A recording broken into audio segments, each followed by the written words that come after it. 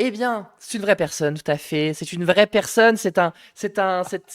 En chair et en os, paraît-il. Il est streamer, il est marin, tout ça, tout ça. On va en parler. Je vais hésite pas, en tout cas, à te présenter. Bonjour à toi. J'espère que tu vas bien et merci d'avoir accepté cette invitation matinale. Mais on est là. Là, Ouais. je suis réchauffé à bloc là, avoir parlé de plein de trucs pendant 1 heure. Là, c'est bon. Ah ouais. Voilà, c'est Trop bon. intéressant, j'ai suivi le début là. Ah, et puis la fin, là, le petit syndic, le petit CGT d'Arcelor là qui motive, là, ça fait plaisir. Ah, mais Donc, il est très fort, ça Gaëtan. fait Il est très très plaisir. fort. Il est trop trop fort.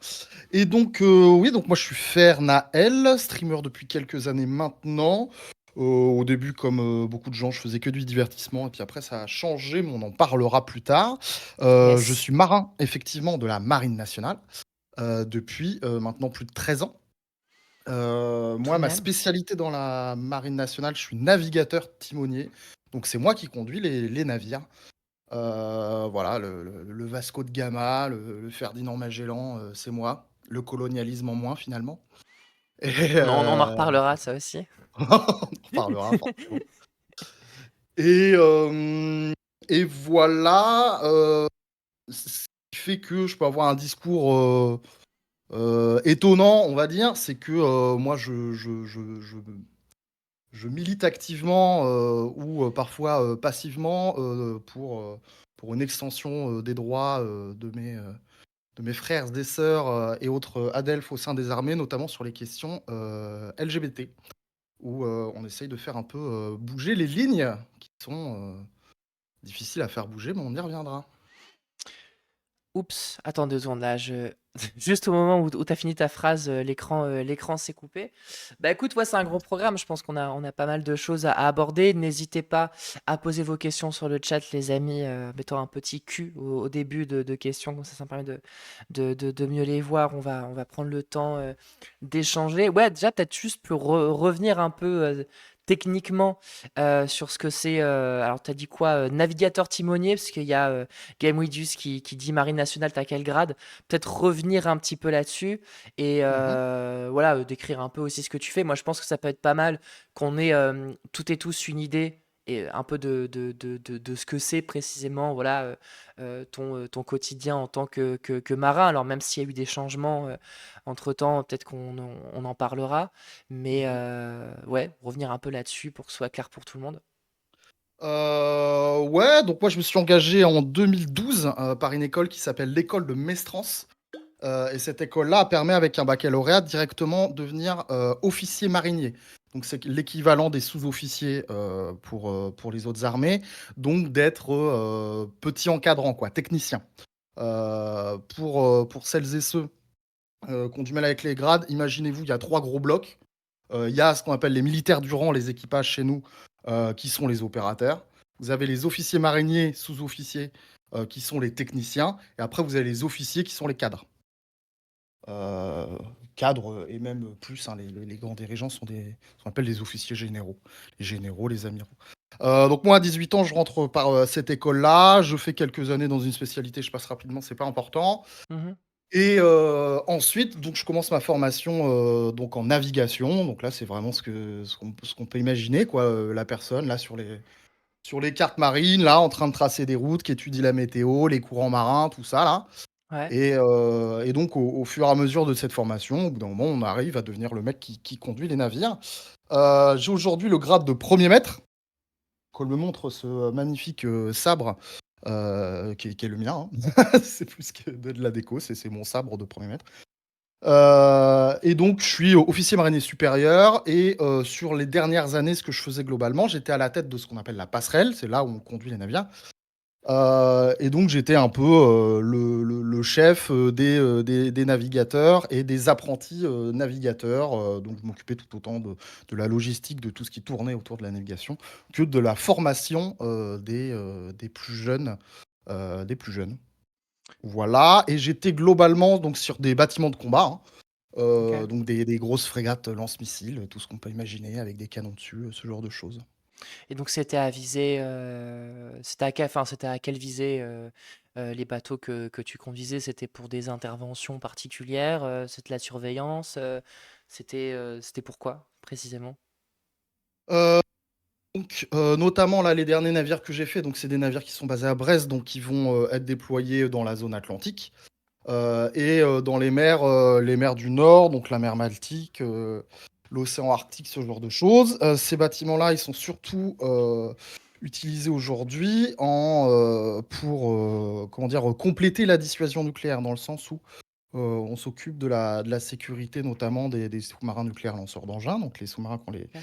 les missiles nucléaires. Et après, effectivement, ces bâtiments-là, ils peuvent être déployés un peu n'importe où, soit pour aller faire de la surveillance, des exercices avec les alliés, ou bien intervenir. Ce qui a été le cas pour ma part l'année dernière, là, quand on était en mer Rouge pour aller protéger le trafic commercial. Donc ça, c'est pour les gros bâtiments. Après, moi, j'ai déjà servi sur des plus petits bâtiments. J'ai fait de la sauvegarde de la vie humaine en mer, notamment là, la, la, la, la sécurité bah, du trafic migratoire en Manche-Mer du Nord. On pourra en parler aussi. Ça, c'était un moment assez fort de ma carrière, aller sauver ces gens-là. J'ai fait du trafic contre la piraterie, le narcotrafic dans les Caraïbes, parce que j'ai bossé 2 ans en Martinique. Ok. Voilà, voilà, donc c'est tout un éventail de choses. C'est Il un y bon, ouais, a, j'ai eu la bon chance, ouais, programme. pendant mes 10 ans d'embarquement, à faire tout un éventail de choses. Ouais. Bah effectivement, ouais, ça se fait quand même beaucoup de choses en assez peu de temps, entre guillemets, même si, voilà, je sais pas vraiment à quel point, jusqu'à quand dure une carrière militaire. J'imagine que ça dure pas jusqu'à 70 ans, mais Ça peut pour les, ouais, ça ouais, peut. ouais, pour certains, j'imagine que ça peut, mais Ouais, ouais, ouais, les plus gradés, les amiraux là, ils sont en train justement de faire reculer ce qu'on appelle les limites d'âge, puisque nous, on n'a pas d'âge de départ à la retraite, mais les limites d'âge dans le grade, en fait. Notre carrière, elle est limitée par l'âge qu'on a dans le grade qu'on a. Typiquement, moi, ok. premier maître, faut que je m'arrête à 54 ans. Mais avant, bien avant ça, je peux bénéficier enfin, je peux partir, je peux bénéficier Ouais, d'une ouais. pension. Ouais. Alors je réajoute, alors il y a pas mal de questions en fait, c'est assez intéressant. Alors évidemment, il y a juste une remarque, hésite pas aussi à lire le chat, hein, s'il y a des trucs auxquels tu veux Ouais, répondre. ouais, Enfin, je vois. tu connais tes streamers en fait, je dis ça, mais tu connais. Oui. Mais le petit rappel habituel, il y a la belle Hélène qui dit antimilitariste. Je me demande si j'ai bien envie d'écouter tout ça. Bah figure-toi que moi je pense autant antimilitariste que toi, mais sur le fond, moi ça m'intéresse aussi d'en parler, tu vois. Donc n'hésite pas à rester, à poser tes questions. Je pense qu'aussi on est là pour ça. Alors, Eratos qui demande, désolé, mais j'ai envie de poser une question stupide. Il est grand le volant? Au moins, elle est posée. Non, c'est un petit volant comme ça. Effectivement, sur les navires les plus modernes, soit c'est un volant, soit c'est un Ouais. petit joystick, soit carrément c'est un logiciel où les gens ils conduisent le navire à la souris, quoi, finalement. Bah, c'est un peu moins fun quand même. Ah, c'est C'est un moins peu moins rigolo. Mais fun. c'est vrai qu'avant, il y avait des grandes barres en bois, comme on imagine dans les films et tout. Ouais. Il y a la Mais ça, belle Hélène, c'était avant. ouais, c'est triste, hein. C'était mieux avant, hein. C'était mieux avant, mais bon. Ah, bien sûr. Et oui, Euh, il y a des femmes sur les navires. Il y voilà. a à peu près sur les navires un quart de femmes. Ouais. Sur Ok. les plus grands navires et les plus modernes, il y a à peu près un quart de personnel féminin. Un quart de personnel féminin, j'imagine que enfin, c'est assez peu, et en même temps, j'imagine que ça reste quand même une évolution par rapport à il y a un certain nombre d'années, quoi. Et il faut s'imaginer que la féminisation des armées, encore plus de ce qu'on appelle les forces opérationnelles, donc pour nous, ça va être les navires, pour l'armée de terre, les régiments, ce genre de choses, c'est super récent, ça a 40 ans, même pas, quoi. Donc Ok. les femmes sur les navires, ouais, ça a peut-être 30 ans, quoi. Et ça a été un coup de pied dans la fourmilière, un changement total de culture. Certains ne s'y sont toujours pas adaptés, d'ailleurs. Mais, oui, c'est plutôt bien. Forcément, il y a des spécialités qui sont beaucoup plus féminisées que d'autres. Et là, je suis navré d'entrer dans les clichés, mais bah, c'est factuel, hein. Les spécialités de la logistique, du secrétariat, les infirmières, c'est des spécialités à majorité féminine. Et forcément, quand on va regarder dans ces spécialités-là, il y a beaucoup plus de personnel féminin. Ok. Et donc sur des métiers comme les tiens, on est sur des chiffres moindres, quoi. Moi, ma spécialité, vu qu'elle est, on va dire accessible au grand public, les gens, tu leur dis marine nationale, tout de suite, ils vont se dire: «Ah tiens, il y a forcément un mec qui conduit le bateau avec une carte stylée», et donc ça fait partie des métiers qui sont vachement mis en avant, par les spots de recrutement ou même quand tu vas dans un bureau de recrutement, on t'en parle assez rapidement et vu que c'est un métier assez technique et on a besoin d'un niveau en mathématiques, et bah, c'est assez féminisé parce que encore une fois, les femmes ont souvent un meilleur niveau en mathématiques que, ces messieurs, c'est pas moi qui choisis, c'est comme ça. Bah, ça sera peut-être l'occasion aussi de revenir un peu plus tard sur tous les combats de toute façon qu'a mené, enfin toi, c'est toi tu mènes aussi Mmh mh. par la suite.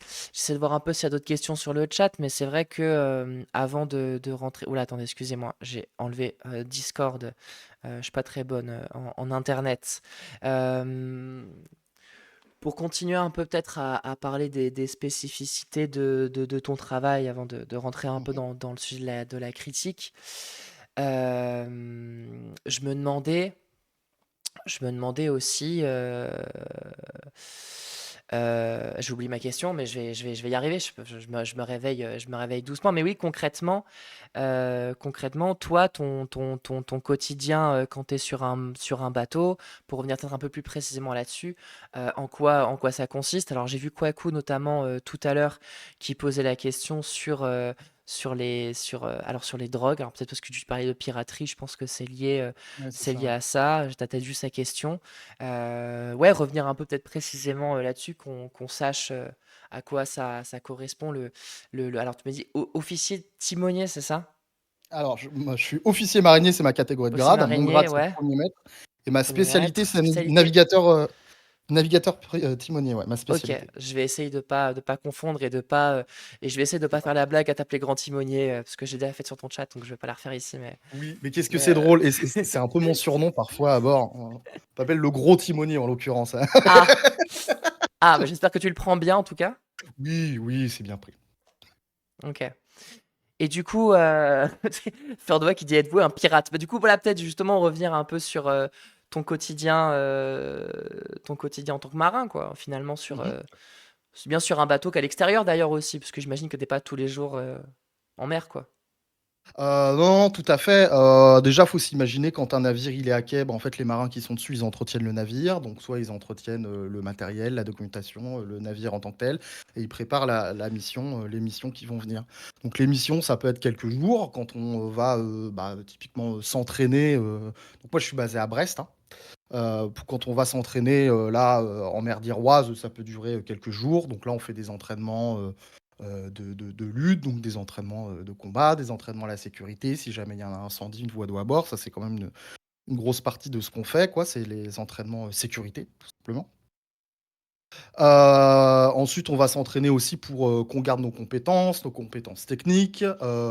Donc en fait, on va simuler des tirs, on va simuler des engagements, on va simuler une chasse aux sous-marins, on va simuler, qu'on chasse, un navire, un avion, tout ce que vous voulez, quoi. On fait semblant de faire la bagarre parce que finalement, c'est la finalité de notre métier, bien que, on ne souhaite pas que ça, advienne.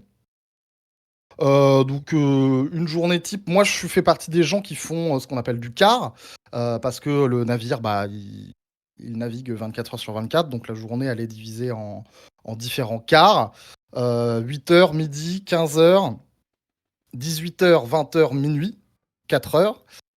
Donc ça, ce sont les heures des relèves, donc ça a des durées différentes pour éviter que les gens ne refassent, le même quart tous les jours. Donc ça, c'est déjà, c'est un gros truc parce que ça te fait bosser la nuit et bosser la nuit, ça te nique la santé. Moi, ça fait, bah, 13 ans que je fais du car et vous voyez à l'image que je ne fais pas mes 32 ans.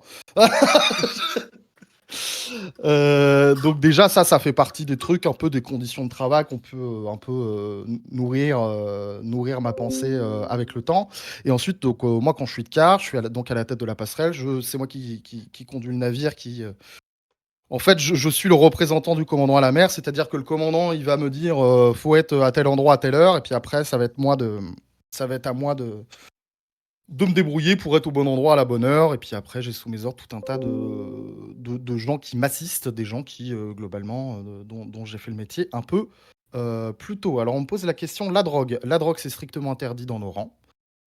Et quand je vous parlais de la lutte contre le narcotrafic, c'était en mer des Caraïbes, puisque, comme vous l'imaginez bien, la mer des Caraïbes, c'est une plaque tournante notamment du trafic de cocaïne et malheureusement aussi du trafic humain.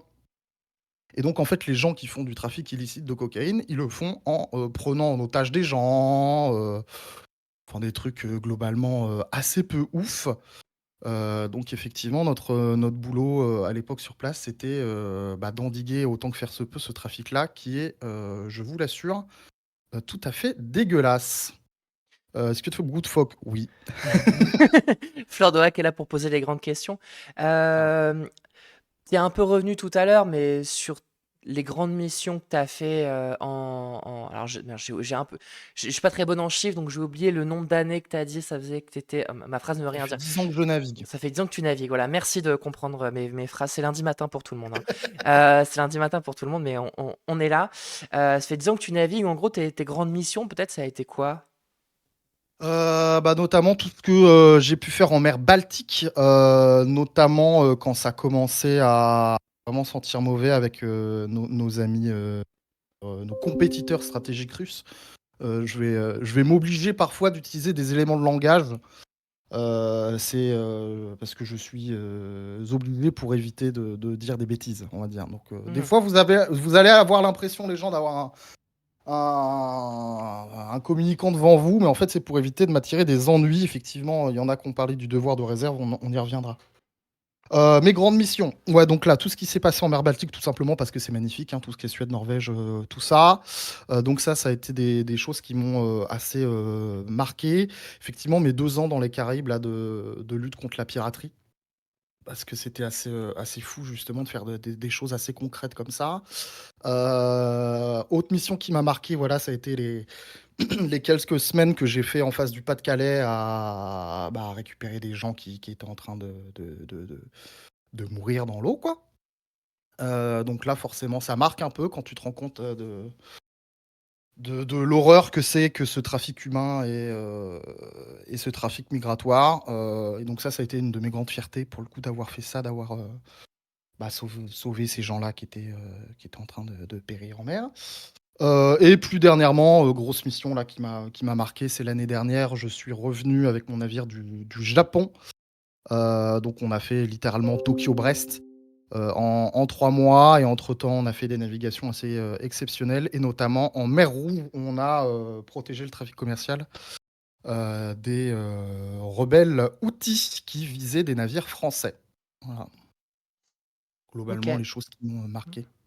Et sur certaines missions, comme tu parlais par exemple sur la piraterie, toi, j'imagine que tu es davantage sur le bateau. Est-ce que tu interviens si par exemple il y a des moments où, enfin, je sais pas comment dire, mais je pense que tu vois de quoi je parle. Enfin, quand il y a des moments où parfois, des fois, il y a des potentiels Des conflits, équipes des attaques, armées, ouais, non. ouais, des équipes armées ou quoi, toi, tu interviens ou Mmh. physiquement ou pas du tout? Non, non, moi, je fais partie, des gens qui restent à bord et qui restent à bord parce que, je suis un peu le référent, nautisme.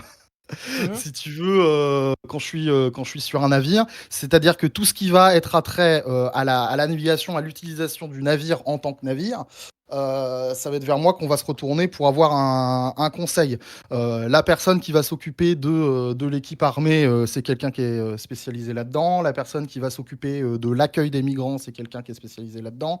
La personne qui va, s'occuper de l'aspect juridique, c'est et moi, en fait, je reste à bord et déjà, dans tous les moments de crise, globalement, la mission de manœuvrer le navire, elle va me revenir parce que je suis spécialisé là-dedans.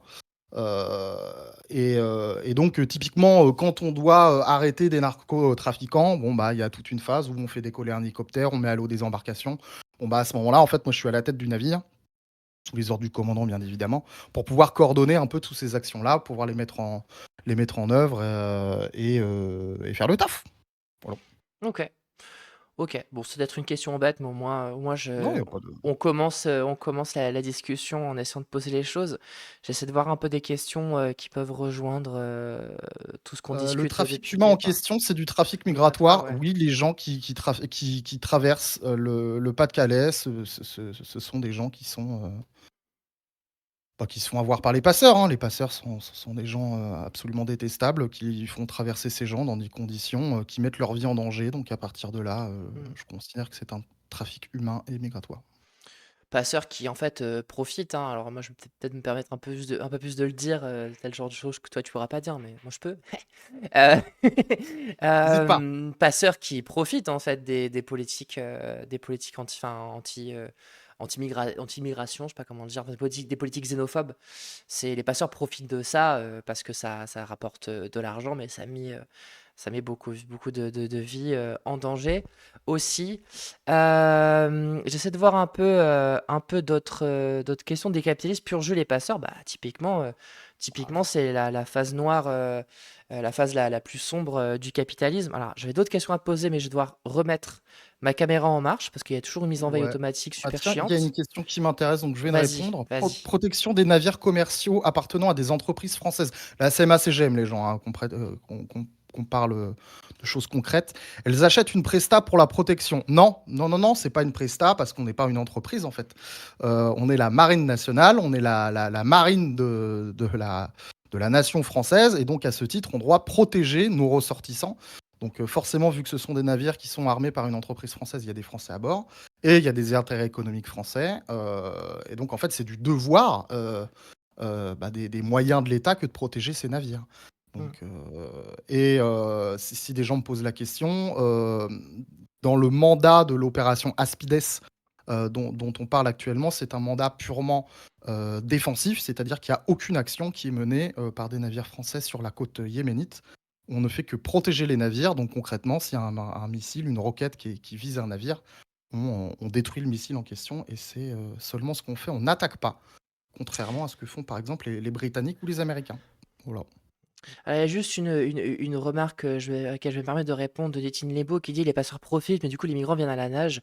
Parce que concrètement, c'est pas nous qui allons les chercher, mais en fait, c'est tout l'enjeu et c'est ce que défendent beaucoup d'associations comme Utopia, 56, l'auberge des migrants qu'on avait reçu en octobre, dernier. Je vous invite à aller regarder le replay de cet entretien qui est dispo sur le site d'Espace.media et sur, YouTube. En fait, ce qu'il faut, c'est des voies de passage, sûres. Mais alors là, dans ce cas-là, ça se met en place, légalement au niveau français, européen, britannique, et là, c'est un travail, ça demande de la volonté politique, hein. Ça demande de la volonté politique. Il y a d'autres questions peut-être aussi je voulais te poser. Ouais, Wonder Courgette qui demande qu'est-ce que tu fais des migrants. Alors moi j'aime pas ce terme-là, en tout cas des personnes exilées que tu repêches entre guillemets. Une fois que tu les Bah, non, récupères. c'est malheureusement le terme, c'est récupération repêche, hein. Ouais, ouais. On parle de récupération quand la personne est vivante et de repêche quand c'est plus une personne vivante. Ok. Euh, Bah, on les remet aux autorités à quai, hein. Donc en fait, quand on a récupéré les personnes, on contacte un port, pour, savoir, qui est capable de recevoir, X personnes, dans un délai relativement court et à ce moment-là, ces personnes-là sont, recueillies à la fois par, la police aux frontières et à la fois par les associations d'aide aux migrants. Parce qu'il y a un travail conjoint en fait, des associations et de la police aux frontières là-dessus. Tout Ok. simplement. Donc, après, si tu veux, c'est vraiment on remet les Mm, personnes, aux autorités. Après, c'est plus notre mm. dos. Nous, en fait, on a une logique, sauvegarde de la vie humaine en mer. C'est-à-dire qu'on voit des naufragés, on les sauve et après, ce qui se passe après, Oui, ça c'est vous plus de regarde notre plus ressort. en fait. Ça vous regarde plus. Exactement, ouais. Ok. Il y a Asperger qui a posé une question. Alors, ça prend un peu un sujet qu'on abordera plus tard, mais il dit désolé venant d'arriver, ça a peut-être déjà été posé. As-tu demandé l'autorisation à tes supérieurs avant d'accepter mon invitation? Ça rejoint un Ah, peu ah, la question du ah! devoir de réserve et tout. On en parlera tout à l'heure, mais toi, tu peux y répondre Tout à fait. maintenant. Là, en l'occurrence, non, je n'ai pas demandé, à mes supérieurs, parce que déjà ça fait 3 semaines que je suis en permission. Donc écoutez, et en l'occurrence ma supérieure, elle est en permission aussi et j'ai pas envie, de l'embêter avec ça. Est-ce que je devrais? Grande question. Je me pose la question, c'est que la réponse est oui, hein, je vais pas vous mentir. Ouais, ouais. Est-ce que ça fait de moi un horrible rebelle? Peut-être. Pour être, plus franc, je suis déjà intervenu dans des médias plus officiels, sur, France Télévisions, je suis intervenu, oui, Arte, et à chaque fois là, par contre, il y avait des autorisations parce que c'est des médias, avec beaucoup plus de diffusion que déjà le tien qui est exceptionnel. Ouais, Mais ouais. là, pour une chaîne Twitch, bon. Ouais, Par ouais. contre, je prends un certain nombre de précautions. Typiquement, voilà, j'ai pas retweeté le truc parce que je sais que Mmh. Ouais, si je mets ouais, ça non, sur mais Twitter, là, non, mais voilà, ils vont m'épingler. ce n'est qu'une petite chaîne Twitch. Désolé, je ne suis pas BFM TV en termes Ouais. d'audience, mais un jour peut-être, un jour peut-être. Mais on me l'a déjà reproché, pour le coup, de ne pas Ok, avoir demandé d'autorisation. Typiquement, l'entretien que j'ai fait chez Ribot, on me ouais. l'a reproché. Donc, Ok, bah écoute, j'espère qu'on ne te reprochera pas de venir ici, en tout cas. Alors, il y a beaucoup de questions qui concernent le devoir de réserve. Moi, je te propose mmh qu'on les garde un peu pour plus tard. Ouais. Enfin, devoir de réserve et tes positions politiques, etc. Donc, Mmh voilà. Je voudrais peut-être qu'on commence un peu à parler d'une question qui se pose aussi beaucoup à gauche quand on parle des militaires, c'est le fait que la moitié des militaires en France votent à l'extrême droite.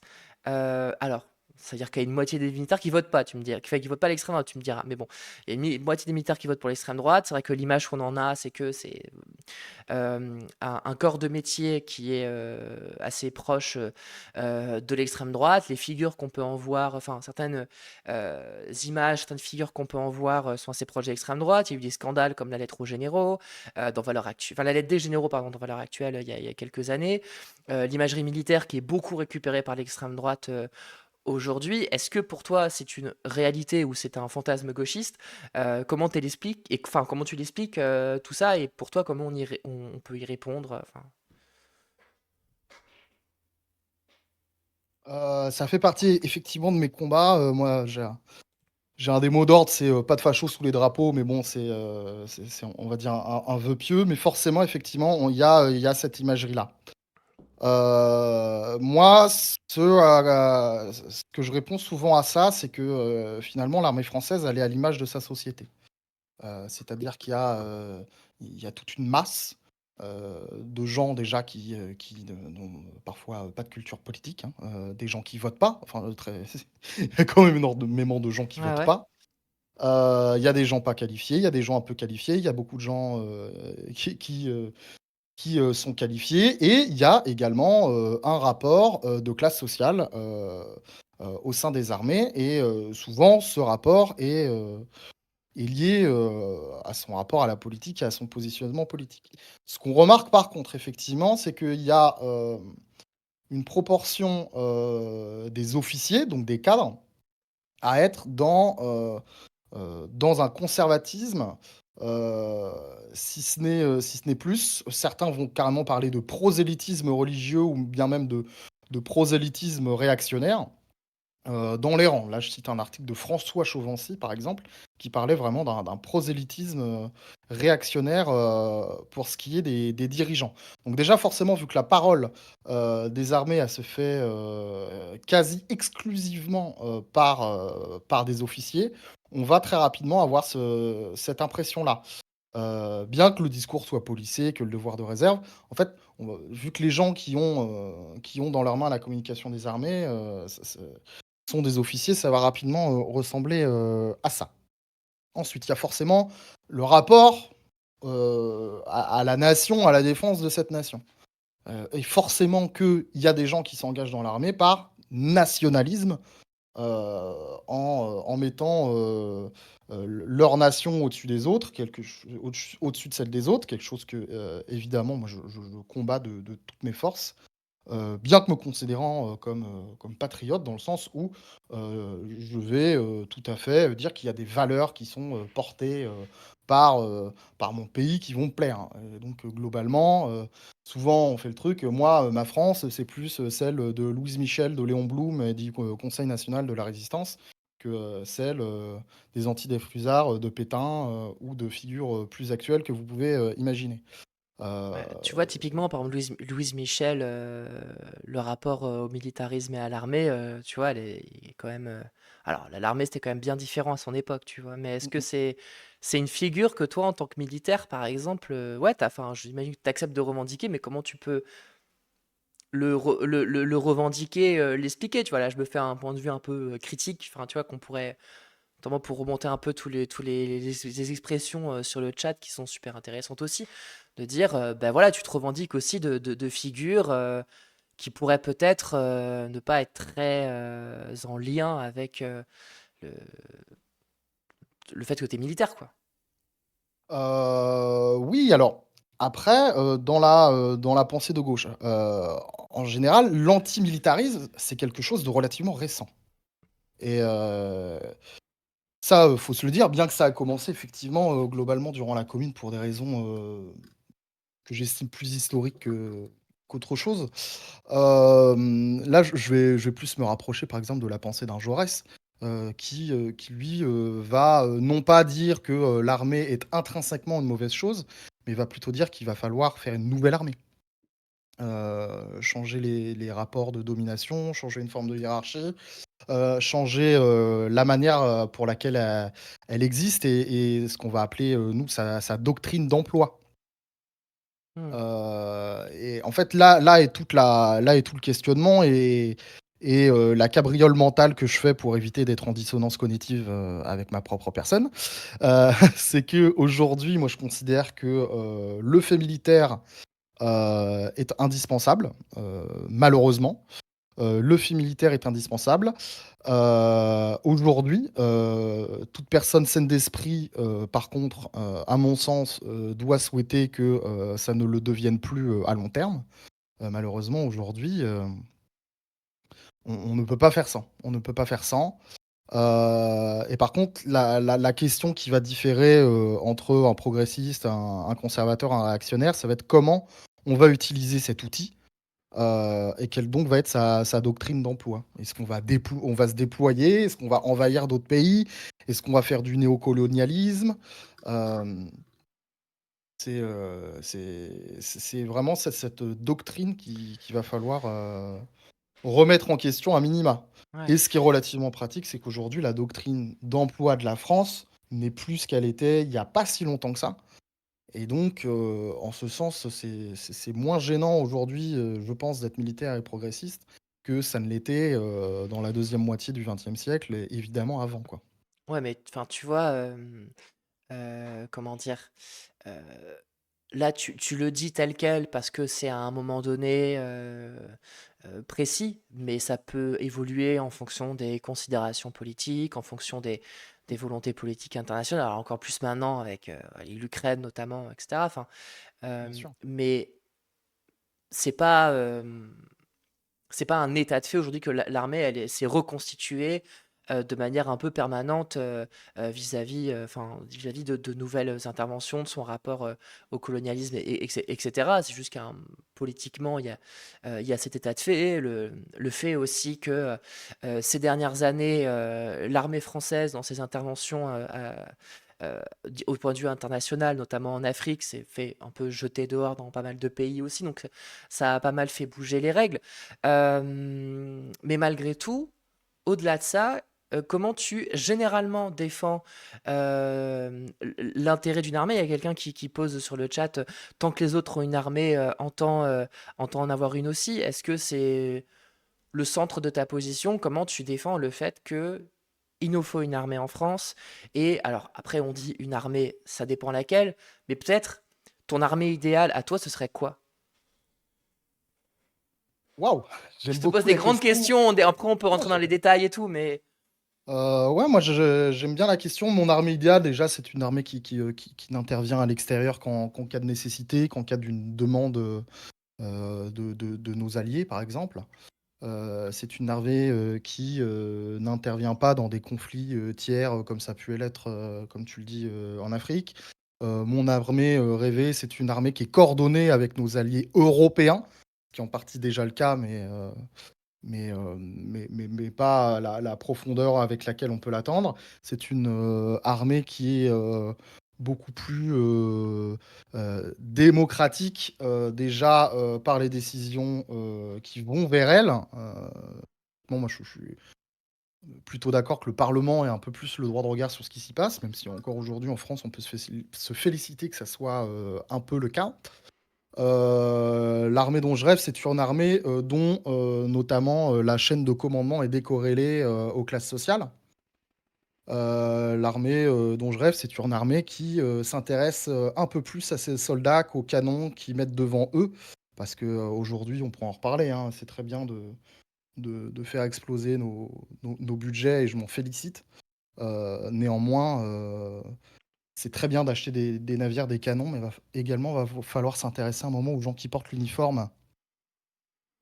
Voilà, On pourrait revenir un peu sur peut-être les budgets. Alors après, tu me diras à quel point c'est des choses auxquelles tu peux répondre, parce qu'on rentrera peut-être un peu plus dans les considérations politiques, mais mmh, tu me diras.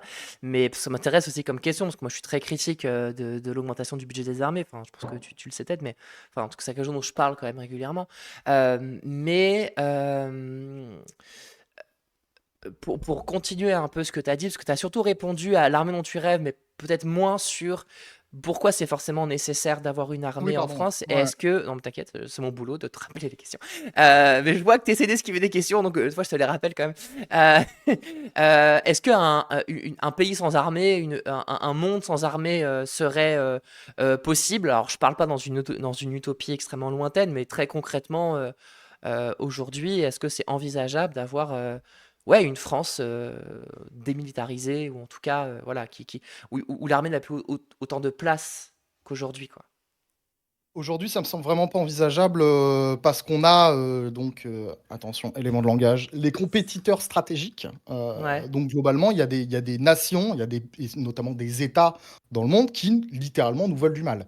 Qui veulent que, notre puissance géopolitique soit amoindrie. Donc, aujourd'hui, c'est globalement, la Russie, c'est, la Chine et maintenant également, les États-Unis. Le fait d'avoir une armée et en France notamment la dissuasion nucléaire, ça nous fait avoir un rapport de force qui est sans commune mesure, avec un autre État. Le fait par exemple alors je que nous on ait, l'armée, performante qu'on connaît, ça évite littéralement, à, Poutine, d'envahir la Pologne quoi. Enfin les faut vous dire ça. On est aujourd'hui dans des trucs très concrets, de ce type-là. On a un niveau de tension qui peut amener, à se poser la question de, heu, si on n'avait pas les muscles bandés, que feraient les gens en face? Et donc à ce titre, il faut avoir une puissance, tant qu'il y a une menace. Et donc c'est toujours pareil, hein, les investissements dans les budgets militaires, et littéralement la remilitarisation des pays, c'est en fonction des menaces. Là, on sort d'une période où effectivement, depuis très longtemps, on n'a pas eu de conflit sur notre continent notamment et même à l'international, depuis globalement la fin, enfin la chute du mur de Berlin et même avant cela. Et donc on a, une culture de la chose militaire en Europe qui s'est totalement perdue et un pacifisme qui est monté et c'est une bonne chose en soi de penser la paix. Néanmoins aujourd'hui, on a un niveau de menace tel que, faut penser les 2. C'est-à-dire, pourquoi, militariser et surtout pour aller vers quoi? Heu et en mon sens, c'est le niveau de menace qui rend nécessaire la militarisation. Mais évidemment, à moyen terme, moi ce que je souhaite, c'est que ce niveau de tension, il n'existe plus. Mais là, on va partir sur de la géopolitique à long terme. Comment ça se fait qu'il y ait des gens qui nous agressent? Comment ça se fait que, pour nous agresser, on nous aime pas? Pourquoi on nous aime pas? Est-ce qu'on a fait des conneries? Qu'est-ce qui s'est passé? C'est qui le gentil? C'est qui le méchant? Mm. Là, on s'en sort pas. Mais évidemment à long terme, faut aller, vers une désescalade de tout ça, hein. Ju- Évidemment, enfin personne ne souhaite, mais justement, enfin, le niveau de menace, comment tu l'identifies? Enfin, moi, je sais que c'est quelque chose dont on parle beaucoup. On entend beaucoup, alors la menace russe, d'autres menaces. Enfin, on sent dans les discours politiques qu'il y a un très grand niveau de tension à l'international. Mais au-delà des discours, tu vois, c'est quand même, je sais pas à quel point c'est si facilement identifiable. En tout cas, moi, je me pose des questions et j'essaie de remettre un peu ça en cause aussi, mais je suis très critique de ça et en même temps, je suis prête aussi à entendre d'autres paroles, tu vois. Mais à quel point ce niveau de menace, il est réel et comment la. Enfin, après, là, c'est un peu des questions géopolitiques, effectivement, mais euh, il y a l'armée d'un point de vue un peu technico-politique, c'est-à-dire d'avoir une armée, et il y a un peu, comme tu dis, comment on s'en sert, comment, dans quel but, etc. Donc, au-delà du fait même d'avoir une armée, cette question du niveau de menace, ça joue aussi beaucoup sur. Enfin, c'est davantage des décisions politiques que militaires. Mhm. Mais en même temps, il y a quand même des enjeux militaires. Enfin, je sais pas si tu vois ce que je veux dire. Euh, Sur le niveau de menace, à quel point ça justifie, tu vois, d'avoir une armée avec autant de budget enfin, et comment, comment, est-ce qu'à quel point, enfin, j'essaie de poser une question simple, hein, mais parce que ça me pose beaucoup de questions tout ça, mais à Quelle quel limite point, on met à ça ouais, finalement? À quel moment on voilà, estime merci, voilà, quelle que limite on met à ça, et notamment à quel point l'armée, elle va pas aussi servir à cette escalade militaire. Qui voilà peut-être va pas s'arrêter avant on sait pas combien avant on sait pas combien d'années avant on sait pas quel drame tu vois enfin je sais pas.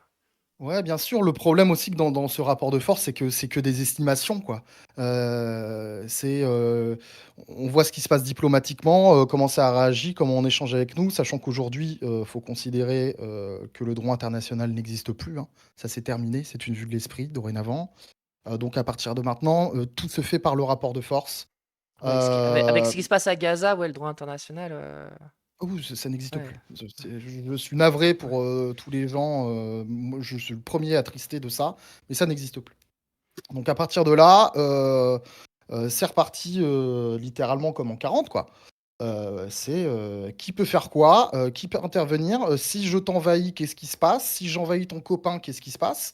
Et là, pour revenir concrètement, sur le rapport de force, on a littéralement, un pays impérialiste qui essaye de faire revivre, effectivement, toute une domination, impérialiste continentale et on le voit, il y a des actions qui sont faites, il y a littéralement ce qu'on appelle du show force, c'est-à-dire que des pays qui vont montrer littéralement, quelle est, leur capacité d'action. Ils vont faire décoller des avions, ils vont faire des exercices avec leurs copains pour montrer, tout ce qui se passe, quoi. Et il y a des menaces claires. En fait, il y a des discours politiques. Encore une fois, vous prenez Poutine. Poutine, déjà, il considère que la Biélorussie, c'est chez lui. Et puis, il pense déjà à traverser d'autres fleuves. Donc, au bout d'un moment, il y a quelqu'un qui annonce la couleur, quoi. Je parle de Poutine, mais il y a d'autres menaces également, bien évidemment. Euh, Quelle doit être la limite à ça, effectivement? Et le problème de ce discours de remilitarisation, c'est que ça peut être un discours de la peur qui va, et on peut le voir aujourd'hui, justifier des politiques économiques. Pour répondre, il y avait une question dans le chat. Moi, je ne suis pas du tout pour l'austérité. Au contraire, moi, je dis que le budget de l'armée augmente, c'est très bien, mais il faut que tous les budgets augmentent, si vous voulez mon positionnement. Comme ça, il n'y a pas comme ça, il y a pas de doute là-dessus. Mais en fait, pour moi, ça doit pas rentrer en conflit avec d'autres sphères de l'État. Et donc, en fait, aujourd'hui, ce truc-là de la remilitarisation, ça permet de justifier un discours que je ne soutiens pas, en l'occurrence. Quelle est la limite? C'est bien le problème, effectivement. Avoir une logique de rapport de force comme ça peut amener à des escalades. Malheureusement, encore une fois, vu que le droit international et la diplomatie ont été vraiment affaiblis ces dernières années, Hem, le rapport de force, c'est un peu ouais le seul type d'échange qu'on peut avoir entre puissances. ouais mais tu vois le problème c'est avec cette vision là c'est qu'elle est sans fin tu vois la Bien sûr. question enfin alors je suis d'accord qu'en soi oui alors la question du droit international bon là on est carrément dans des avec Gaza mais pas que d'ailleurs on est vraiment dans des considérations, on se dit, mais le droit international, alors déjà, est-ce qu'il a vraiment existé un jour? Est-ce qu'il a été vraiment pratiqué? On peut le remettre en question, mais alors là, vraiment, aujourd'hui, c'est terrible. Mais tu vois, cette question de dire, aujourd'hui, il n'y a que le rapport de force qui compte, ça mène à quoi? Tu vois, ça mène aussi à justifier l'emballement budgétaire militaire au détriment des autres budgets, en fait, ça justifie de montrer les muscles, mais à quel but? Tu vois, tu disais, par exemple, la Russie, d'autres pays font un peu des exercices pour montrer qu'ils ont de grandes, voilà, un grand appareillage militaire, mais en fait, nous aussi, on le fait. Tout à Euh, fait, bien sûr. et qu'est-ce qui est différent avec d'autres puissances militaires qui, du coup, feraient la même chose que nous, tu vois? Bah, nous, on menace pas d'envahir nos voisins. Oui, mais Je enfin, suis dé je suis navré de la réponse un peu simple, non, mais non, mais non, j'entends, j'entends. mais en fait, c'est J'entends. c'est c'est ça. On ne dit pas, comme, c'était à une époque, on va imposer, notre régime politique, à notre voisin parce qu'on l'aime pas trop ou qu'on a envie qu'il change, quoi. Et tu vois, par exemple, sur les questions, enfin, si on prend ça, enfin, si on analyse tout ça avec la question coloniale, c'est quand même arrivé, tu vois. Bien Excuse-moi, sûr, hein, je pose c'est peut-être un peu. arrivé, évidemment, En fait, je pose évidemment. peut-être un peu les questions qui fâchent parce que je me fais un peu l'écho du chat et je pense que Vas-y. c'est bien que les choses soient claires. Après, voilà, c'est pas c'est pas, j'attaque pas, hein, c'est vraiment, Ah, bien sûr, je bien suis sûr. aussi, je pose ces questions-là parce que pour moi, elles sont importantes. La France l'a fait. La France a eu pendant très longtemps des interventions militaires coloniales en Algérie, ailleurs, même D'accord. encore aujourd'hui. Tu vois, on peut revenir à ce qui s'est passé récemment en Kanaky, Nouvelle-Calédonie. Tu vois, à la fois, on pouvait considérer que c'était pour mettre fin aux violences, mais en même temps, les émeutes avaient des considérations politiques. On aurait pu apporter des réponses politiques. On a apporté une réponse militaire, même si c'était des gendarmes, peut-être pas forcément l'armée en tant que telle. Bon. Mais, enfin, même, je crois que l'armée a intervenu, d'ailleurs. Enfin, je sais plus exactement. Donc, ça arrive quand même encore aujourd'hui. Mmh. Le fait que la France a encore des territoires ultramarins, des territoires colonisés, et que donc comment tu gères ça? Enfin, comment tu analyses ça? Le fait que c'est pas pour dire que la France c'est comme la Russie de Poutine et qu'on fait pareil que Poutine. C'est pas du tout la même chose. C'est pas pour relativiser ce que fait Poutine et la dangerosité de ce que fait Poutine et l'attaque violente qui est menée contre l'Ukraine. C'est pas pour minimiser ça. Mais tu vois, quand même, pour moi, c'est important de se dire, bah, comment on négocie avec le fait que on critique ce que fait d'autres pays, alors que on peut le faire on l'a fait nous-mêmes et on le fait encore aujourd'hui avec des différences de degrés. Comment on négocie ça et comment, en tant que militaire, ouais, quelle perspective ça peut donner pour l'armée, quoi. Oui, bien sûr, je comprends mieux la question, qui est une espèce de double standard où effectivement, on va, potentiellement critiquer, une forme d'impérialisme ou bien du colonialisme chez certains, alors que, on peut considérer, dans certaines circonstances et dans, certains territoires que c'est encore ce que peut faire la France, effectivement. Et là, je vais revenir sur la question du changement de doctrine. Qu'est-ce qu'on fait? Qu'est-ce qu'on fait? Est-ce que c'est normal d'avoir donc, emmené, fait intervenir des gendarmes, donc des gendarmes, ce sont des militaires, hein, Mmh. en Kanaky, Nouvelle-Guinée. Déjà, c'est un peu, la gendarmerie. Nouvelle-Calédonie, Pourquoi ils sont, Nouvelle-Calédonie. Nouvelle-Guinée, c'est un autre pays. qu'est-ce que j'ai dit? Oh pardon. Non, t'inquiète, t'inquiète. Kanaki, Nouvelle-Calédonie, parce que Nouvelle-Guinée, Oui, c'est pas tout à oui, fait rien le à même voir. endroit. Oui, Ouais. c'est pas le même endroit.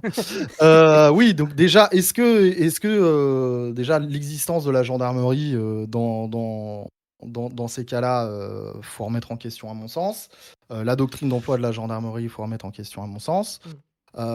Est-ce qu'on n'a pas d'autres modes d'action? Effectivement, évidemment, évidemment, évidemment, qu'il faut, repenser tout ça, c'est une évidence.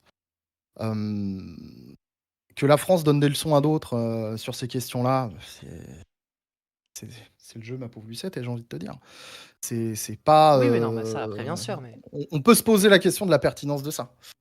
Heu, je reviens sur la question de Femina Sapiens, qui est très intéressante. Est-ce que Fernel pense que la Russie pourrait avoir réellement des envies d'extension à l'ouest au-delà de l'Ukraine? Oui, je le pense, parce qu'il y a des déclarations de dirigeants politiques. Donc en fait, c'est pas que je pense qu'il y a des envies, c'est qu'elles sont annoncées. Alors, juste, Heu, ouais, juste, pardon, il y a Ravachol qui a posé 3 fois sa question. Je la mets de côté. ouais, Tu l'as sûrement lu, tu y répondras si je tu l'ai veux. vu, on va Moi, y répondre, on va y répondre. tu vas y répondre. Moi, je te la posais pas tout de suite parce que pour moi, Ouais. ça rentrait un peu plus dans ce qu'on va aborder après avec le droit de réserve. Mais t'inquiète pas, Ravachol, je t'ai lu. Je vous dis pas tout le temps, j'ai lu, je pose la question parce que je veux pas interrompre notre invité. Mais je lis vos questions et c'est pas parce que j'y réponds pas tout de suite qu'on va pas y répondre plus tard. Ne vous inquiétez pas, tout est absolument prévu. Bref, du coup, je sais plus où on en était avec cette histoire, mais Bah, t'allais dire. effectivement, le truc de l'emploi encore aujourd'hui, sur des choses, qu'on peut remettre en question. Voilà, sachant que, pour le coup, je peux pas être beaucoup plus critique, sans Mhm. sans, sans Ouais, avoir sans de te mettre dans problème. la merde, quoi, donc bien sûr. Voilà, globalement. Ouais. Non, non, mais t'as raison, raison de voilà, j'essaie moi-même de faire attention à la manière dont je peux te poser des questions, mais après voilà, tout tu sais mieux que moi ce que tu as le droit de dire ou pas, donc C'est ça, je suis là, j'assume voilà. ce que je dis, il faut que je fasse attention quand même. Ouais, j'ai pas envie que tu te prennes, que tu te prennes de nouvelles sanctions parce que tu es passé chez moi, même si bon, c'est un peu mon C'est idée gentil. d'être la bête noire des médias français. Donc oui, voilà, comme disait la belle Léna, je pense que ça va être compliqué pour toi de dire que tu vas désobéir, mais en tout cas, voilà, c'est un exercice qui est pas évident, mais en tout cas, c'est chouette quoi, qu'on puisse en discuter, c'est Carrément. important. Euh, Avant qu'on revienne spécifiquement sur la question du devoir de réserve, de l'engagement des militaires aussi, parce que je trouve ça important. Je m'étais noté une petite question. Alors ça rejoint un peu ce qu'on avait déjà débattu, mais euh, comment, pour repréciser peut-être, parce que tu as parlé un peu de l'armée dont tu rêves, mais je me demandais aussi comment tu vas défendre ce rêve-là. J'ai encore ma caméra qui s'est pétée, c'est super. Comment tu vas, comment tu vas défendre ce rêve-là face à des gens comme beaucoup sur le chat, comme même parfois, on va pas se le cacher, moi-même aussi, tu vois, vont être extrêmement critiques et vont, pour certains, défendre un monde sans armée, comme tu l'as vu aussi par des gens sur le chat. Comment tu défends avec, face à une gauche antimilitariste, euh, ton point de vue de militaire de gauche, ta vision de l'armée, euh, ouais, comment tu le défends ça en fait? Euh, en tant que personne progressiste, les gens, si je dis ce mot-là, c'est que j'ai pas le droit de dire autre chose. Euh, en tant que personne progressiste, nous, on souhaite qu'il advienne un modèle social, un modèle de société dont on a envie, dont on rêve, on milite pour ça. Et en fait, ce modèle de société, si on devient littéralement une nation faible, on n'est pas sûr qu'il pourra tenir face à des agressions extérieures. Typiquement, encore une fois, sur le sol européen, il y a des pays qui souhaitent activement que les droits des personnes LGBT n'existent plus. Bon, bah, c'est des pays aussi qui ont une vision d'expansion de leur territoire, une expansion de leurs idées. Euh, et en fait, littéralement, si on n'a pas la force militaire pour se défendre face à des agressions, que ce soit du hard power, donc armée ou même soft power, mais les deux sont liés, on ne pourra pas faire appliquer, à mon sens, ce modèle de société qu'on souhaite. Et en fait, c'est tout simplement ça. Euh, il faudra bien défendre ce modèle de société. En plus, aujourd'hui, dans un monde qui est évidemment dominé par le capitalisme libéral, euh, imaginez demain, et c'est bizarrement déjà arrivé en France, vous avez un petit îlot socialiste, dans le beau sens du terme, qui se fait, bah, littéralement, vous avez des armées qui viennent assiéger cet îlot socialiste. Euh, En France, ça s'est appelé la Commune. On peut parler du printemps de Prague aussi, hein, littéralement. Hein, où Hmm. quand la République tchèque a essayé de faire le fameux communisme à visage humain, ils se sont pris toute l'armée du pacte de Varsovie dans le coin de la Ouais. gueule. Donc en fait, dès que vous avez une vision un peu plus socialiste, libertaire, bizarrement, vous avez des gens qui viennent vous menacer Mais, militairement. mais tu vois, Donc dans ce enfin, contexte-là, ça me semble nécessaire. Le Rojava, bien sûr, aussi, on peut en parler, même si j'ai moins de data. Mais, et donc, en ce sens, en fait, ça serait littéralement une armée de défense plus que nationale, parce que là, faudra je pense, quitter cette vision nationale hmm. de l'idée, mais pour littéralement défendre ce truc-là. Mais tu vois, typiquement, tu parlais de la commune. La commune, c'est Mhm. l'armée française qui s'est retournée contre les communards, tu vois. Et donc Oui, bah, ça rejoint peut-être ça y est. pas mal de questions qu'on t'ait posées aussi sur le chat. Comment tu peux concilier tes positions de gauche, tes positions progressistes, on va dire peut-être plutôt comme ça, avec le fait que l'armée pourrait aussi, et l'a déjà fait, se retourner contre une population qui se révolte. Tu vois? Et ça rejoint un peu la question de Ravachol, en tout cas dans une partie, tu vois? Euh, je sais pas à quel point tu peux y répondre à cette question, mais tu vois, ça me semble intéressant aussi, notamment pour répondre à des gens de gauche qui, en fait, ont clairement ça en tête. Se disent, oui, mais s'il y a une tentative de révolution de la population française, l'armée va défendre le gouvernement, parce que, en fait, parce que le président est le chef des armées et que bon, les militaires répondent aux ordres, ce qui est, c'est leur contrat, quoi. Donc, ouais, comment tu réponds à ça? L'armée, c'est un outil, effectivement, qui est un outil qui est aux mains de l'État. Dans le code de la défense aujourd'hui, il est considéré que l'armée est un outil au service de la nation et qui est aux mains de l'État. Donc à partir de ce moment-là, oui, effectivement, où un État peut décider d'utiliser cet outil-là des manières qu'on a évoquées, oui, effectivement, je rentre en dissonance complète avec ma pensée. Faut pas oublier qu'effectivement, pendant la Commune, il y a toute une partie de l'armée qui s'est détachée et qui a fondé une garde nationale du côté des communards, par exemple. C'est vrai, Euh, c'est vrai. donc, et après, il y a d'autres moyens aussi. Il y a d'autres moyens pour se détacher de tout ça. Mais effectivement, je l'avoue complètement. euh, il y a un moment où forcément, si ça doit advenir, et prions pour que ça n'advienne pas en France, euh, là, il y aura toute une question qui se pose. Et après, les militaires sont des êtres humains, les gens. Donc, ils ont quand même leur libre arbitre. Chacun prendra les décisions qu'il faut si ça advient. Néanmoins, il y a quand même ce rapport de domination qui existe. C'est cette domination hiérarchique, hein. Moi, j'ai arrêté de parler de rapport juste hiérarchique. Moi, je parle de domination hiérarchique dorénavant, où il y a des gens qui vont le faire parce que en fait, bah, c'est leur vie, c'est leur travail. Et évidemment, il y a des gens qui feront peut-être ces choses-là contre leur propre peuple par conviction, évidemment. Il y a toujours eu des gens Mhm. de gauche, de droite, dans n'importe quelle institution. Alors, il y a Ratatouille qui demande possible de détailler un poil les épisodes historiques évoqués. Alors, ce serait très long, je pense. Mais peut-être revenir. Alors, tu as parlé de la Commune de Paris, Printemps de Même Prague. pendant ouais, printemps de Prague, même la première Révolution française, hein, où il y a eu une partie, euh, une partie de l'armée justement qui était là dans la fameuse défense de la République, même si avec tous les défauts qu'elle avait, cette République bourgeoise.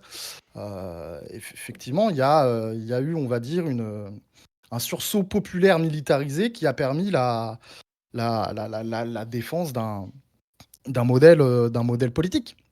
Un modèle politique, Mm. c'est évidemment arrivé moult fois lors de révolutions pardon, communistes. On peut parler à Cuba, de Cuba aussi, parce qu'au fur et à mesure hein, où les troupes de Castro avançaient dans Cuba, en fait, ils faisaient pas que tuer les militaires en face, ils les englobaient également dans leur mouvement, hein. Faut c'est pas les blancs contre les rouges tout le temps, quoi. C'est un peu plus compliqué que Mm. ça. Les gens qui sont sur le terrain, ils sont certes aux ordres de quelqu'un, mais ils sont pas toujours alignés. Et là, euh, et là, c'est beaucoup plus compliqué. Et personne ne pourra dire, en fait, à un moment, quelle est la partie de l'armée française qui va suivre à 100%, quelle est la partie qui va... On ne peut pas le dire. On ne peut pas le Ouais. dire. Effectivement, sur le papier, l'État va vous dire 100% de l'armée sera là, machin truc, les autres, c'est des vilains rebelles. Tout comme il y a des militaires qui sont entrés en résistance pendant la Deuxième Guerre mondiale. Le nombre de militaires qui sont entrés en résistance à la Seconde Guerre mondiale. Et là, pour le coup, c'était à la fois des patriotes de droite, les fameux catholiques patriotes qui sont mis autour de De Gaulle. Ça a été des communistes. Oui, il y avait énormément de communistes dans l'armée à l'époque. Pourquoi? Parce qu'il y avait énormément de communistes, tout simplement. Tout simplement. Donc, est-ce que Et vous avez un soutien psy pour cette dissonance? Oui. ouais, c'est la question que J'ai j'allais te beaucoup aimé poser la aussi. question, donc j'ai. Bah, elle a été posée plusieurs fois, justement, cette Ouais, question-là. Je ouais. pense qu'elle est importante, ouais. J'imagine que. Alors, je sais pas si c'est un soutien psy qui est pris en charge par l'armée, mais enfin. Je pourrais faire qu'il Ouais. soit pris en charge, mais vu que j'ai pas envie de raconter tout ce que j'ai envie de raconter à quelqu'un en uniforme. Ouais. Ah, oui, parce que du coup, quand c'est pris en charge, c'est des psys qui sont. de agréés par l'armée, ouais. l'armée, quoi. Donc c'est des psys de Ouais, ouais, l'armée. c'est ça. Enfin, j'imagine qu'il y a des psychologues au sein de l'armée aussi. Enfin, Ouais, bien sûr, hein. ouais, donc ouais, forcément, oui, j'imagine que c'est pas la même chose. Mais du coup, voilà, c'est vrai que c'est juste avant de continuer un peu sur ce que tu as dit là, sur les communistes dans l'armée, parce que ça rejoint une question que je voulais te poser. En fait, une remarque de Itachi qui, je pense, pourrait t'intéresser, je sais pas si tu l'as vu, alors il y a tout à l'heure, hein, qui a dit: «J'ai quitté l'armée après 20 ans dans la marine nationale. J'ai toujours été profondément de gauche. Plein de personnes de mon entourage ne l'ont jamais comprise. Je suis 100% d'accord avec Fernael.» Donc là, tu n'es pas tout seul. Tu n'es pas tout seul. Ensemble, camarades! Et, et comment dire? Ouais, alors du coup, tu parlais des communistes dans l'armée, c'est vrai que c'est une question un peu brute que je peux te poser comme ça, et voir à quel point tu peux y répondre ou pas. Est-ce que pour toi, ce serait une solution, par exemple, aux critiques qu'on peut faire sur l'extrême droite dans l'armée, sur les changements politiques nécessaires à l'armée, etc. Est-ce que pour toi, ce serait une solution ou un début de solution que des militants de gauche, communistes notamment, rejoignent les rangs de l'armée, tu vois? Est-ce que pour toi, ça ferait partie d'un début de solution de dire au moins ça change les rangs de l'armée et du coup, ça. Enfin, je sais pas, hein. Évidemment, mais pour moi, ça fait partie de la solution. Enfin, mais là, mais clairement, moi, je te rejoins et ça fait partie des choses que j'essaye de faire. En fait, il y a plein de gens qui ont justement cette image, voilà, des nostalgiques de l'Algérie française, des gens d'extrême droite, les D'ailleurs, royalistes, il les y a quelqu'un qui catholiques. posait cette question sur le chat, hein, tout à Oui, l'heure, hein, parce que moi je te coupe, oui, hein, c'est sur pour ça que je est-ce que c'est l'évoque, ouais. vrai que c'est rempli de nostalgie de la l'Algérie française? Pardon, vas-y. Il y en a comme partout. Enfin, encore une fois, je pense qu'il y en a comme partout.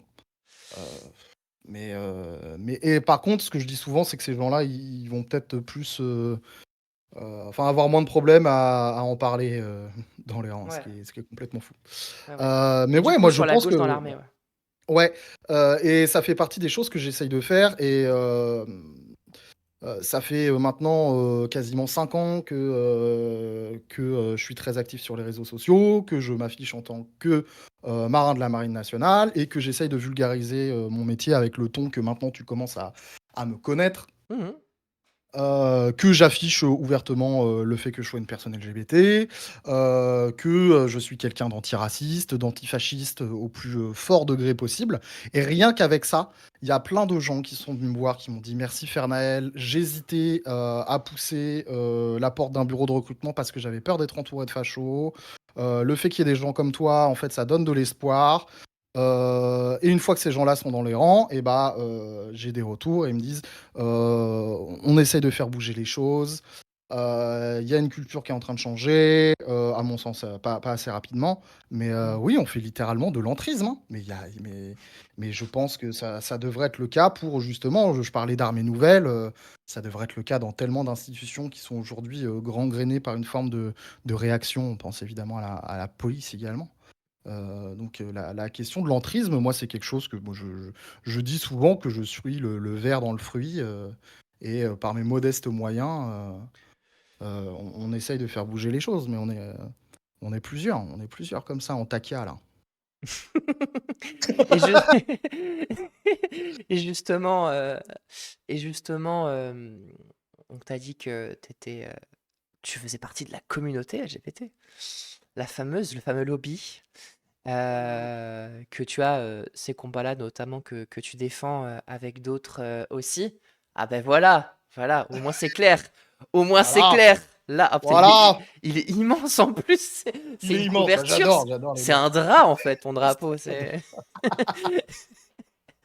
Euh, mais comment, aussi bien toi que les autres militaires, je sais pas comment on dit d'ailleurs, on dit collègues, camarades, Ouais, les 2 hein? les deux ça marche, ok. Ouais. Avec tes collègues et camarades militaires. Moi, je me souviens, juste à aparté, je me souviens pendant ma JAPD, ça s'appelait encore JAPD, C'est je ça. crois à l'époque, ma journée d'appel à la défense, il y a du coup un des militaires qui faisait la séance et tout, qui nous a appelé camarades, et je me rappelle avoir regardé en mode, attends, tu m'appelles pas camarade comme ça en fait, attends, on se connaît Pas pas, enfin, toi! Tu toi non, c'est compliqué. Et du coup, on n'est pas ensemble. j'étais un peu en mode, bon, bref, bon, c'est juste pour rigoler comme ça, mais comment toi et tes camarades, justement, vous arrivez à défendre ces positions-là, à essayer de faire en sorte qu'il y ait des avancées, notamment pour les droits LGBT? Est-ce que c'est bien reçu par tes chefs? Est-ce que c'est quelque chose qui est accepté ou est-ce que c'est quelque chose que tu dois, pour le coup, vraiment mener en taka, tu vois?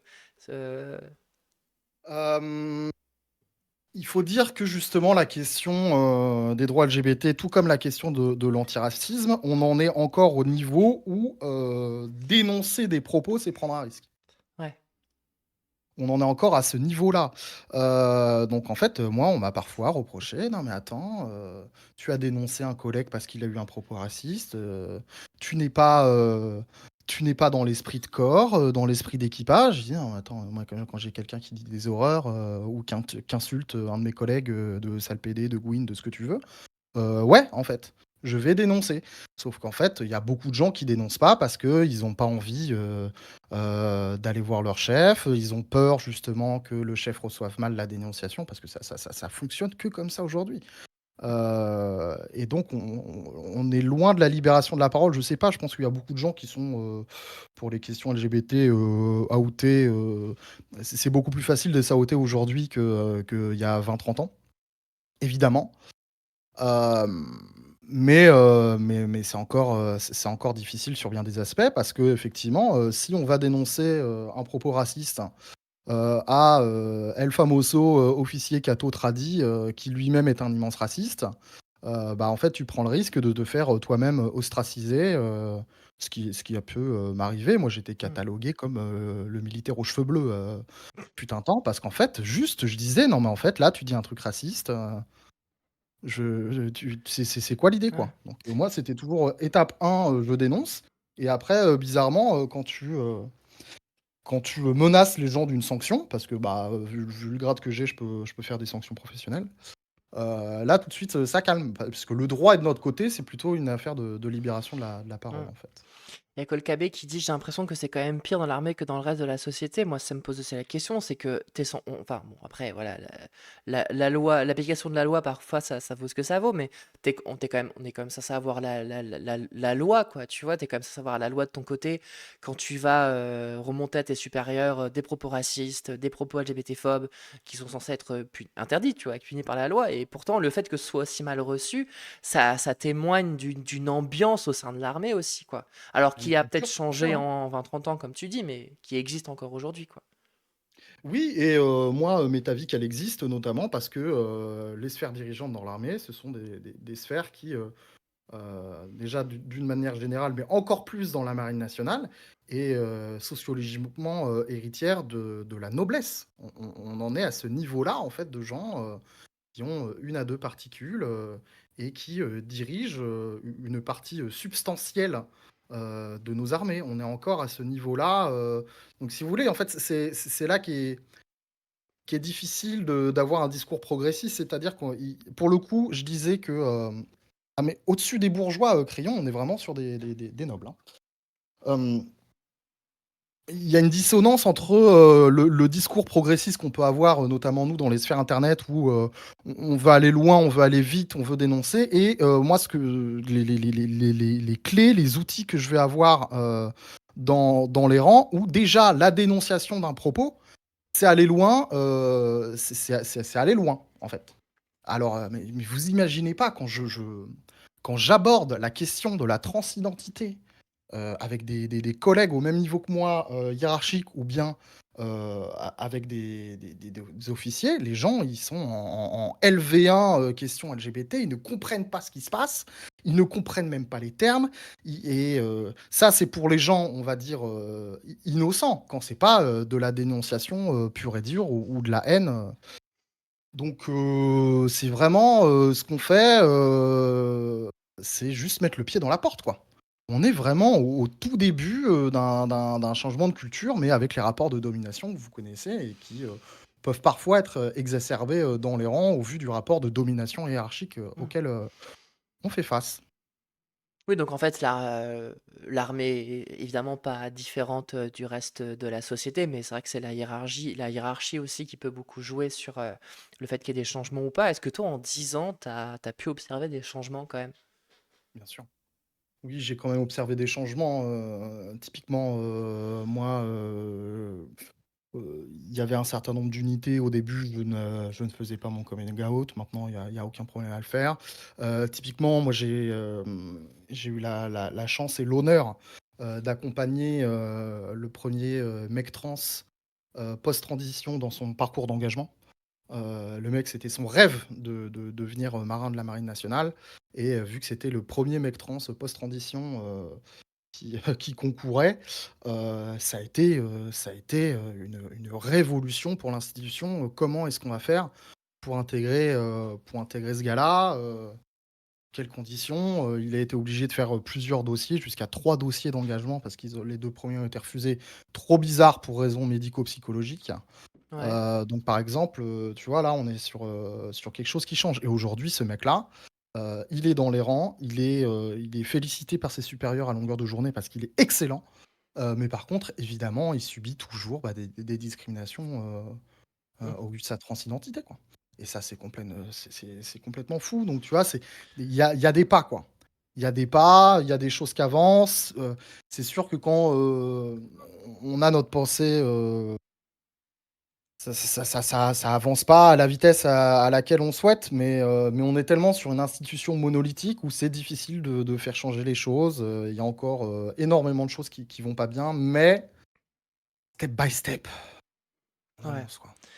Ouais, step by step, et en même temps, ça prend du temps. Attends, juste, il y a Fenêtre qui dit: «Je m'attendais pas à cette interview improbable ici». Bah, écoute, c'est ça, c'est tout l'intérêt de faire ce qu'on fait. Moi, j'aime bien des fois essayer de pas rester dans, le statu quo, aucun rapport avec le groupe, qui a, fait la chanson, dont mon père me parlait super souvent parce qu'à chaque fois qu'il écoutait à la radio, il était là genre: «Ah, ça me rappelle l'armée». Enfin bref, moi, ça me rappelle mon service militaire, un peu traumatisé en disant ça et bref.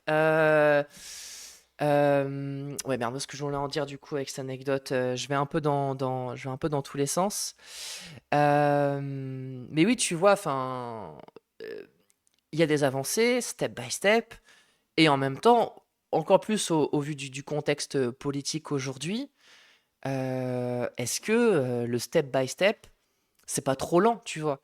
Est-ce qu'il y a pas un moment où aussi peut-être, la question se pose de comment faire en sorte que, ça puisse bouger, plus rapidement, si on veut que ça bouge et qu'on estime, voilà, encore une fois, hein, qu'on estime qu'il faut une armée, qu'il faut que ça change en interne et cetera. Et est-ce que là, pour le coup, la question de l'entrisme, comme tu dis, au sein de l'armée, suffit? Peut-être là, on va rentrer dans des considérations, plus politiques auxquelles je sais pas si tu pourras répondre, mais Mmh. hem, comment ce changement-là doit passer? Tu vois, typiquement, enfin et ça rejoint un peu des questions sur le chat. Heu, admettons 2027 et je fais très attention quand je dis ça parce que, bon Dieu que je l'espère pas. 2027, le RN arrive au pouvoir, tu vois? Ces petites étapes, elles risquent de se casser la gueule, tu vois? Alors ça enlève Mmh. peut-être pas leur importance, mais comment tu jauges avec ça aussi? Effectivement, il y a un certain nombre d'outils qui ont permis, on va dire, l'avancée de ces questions sociétales. Est-ce que, demain, un gouvernement réactionnaire, qui sera au pouvoir, retirerait, ces outils-là? C'est fort possible. Moi, il faut savoir que j'ai des collègues qui m'ont dit, clairement, leur contrat se termine en 2027 et ils m'ont dit, «Si l'extrême droite passe, je ne re-signe pas mon contrat». Ouais. Il y a i On en arrive à ce niveau-là. Je ne répondrai pas à la question, pour mon cas personnel pour des raisons évidentes. Mmh. Hem, Par exemple, moi je pense à un outil qui s'appelle la cellule Thémis, c'est-à-dire que quand on subit, un harcèlement, que ça soit, raciste, des VSS, LGBT-phobe, dès qu'on subit une violence, répétée sous forme de harcèlement, on a cette cellule-là, qui est une cellule indépendante au sein du ministère où on peut dénoncer et là, il y a des enquêtes qui sont mises en place. Et là, il y a, depuis, l'existence de ces cellules-là, énormément de VSS qui sont, comment dire? Déclarés. Il y a énormément de violences, il y a énormément de racisme qui sont, déclarés beaucoup plus qu'auparavant parce qu'on peut faire ça de façon plus ou moins anonyme. Heu Bon, forcément, les mascus, misos de merde, ils disent: «Oui, mais justement, ça met au pouvoir les femmes». Bon, vous connaissez les arguments à la con, hein. Ouais, ouais. Donc il y a toujours 2-3 teubés, machin, qui disent: «Oui, mais les faux témoignages», enfin bref. Néanmoins, ça a permis le fait de craindre à d'éventuelles sanctions, sur ces questions-là, en fait, ça a permis à ce que ça change. Est-ce que demain, si cet outil-là n'existe plus, heu, il y aura des problèmes, je pense, effectivement. Et après, aussi, le truc de la libération de la parole, de la dénonciation, c'est une affaire de, comme tu disais, d'atmosphère, de culture. Heu, Si demain, on a, littéralement, à la télévision, enfin, c'est déjà le cas, mais littéralement, sur le parvis de l'Élysée, des gens qui disent des dingueries homophobes et racistes, ça sera beaucoup moins un problème, pour qu'il y ait des dingueries homophobes et racistes, qui Mmh. soient dites, par le commun des mortels. C'est une Par cellule les indépendante. ouais. Non, ce sont des militaires, mais qui sont, indépendants de chaque armée. C'est un truc du ministère des Armées, mais bah, ça fait pas partie des armées, enfin des différentes armées. Enfin, un truc ministériel, quoi, mais avec des Mmh. militaires. C'est pluridisciplinaire, si vous voulez.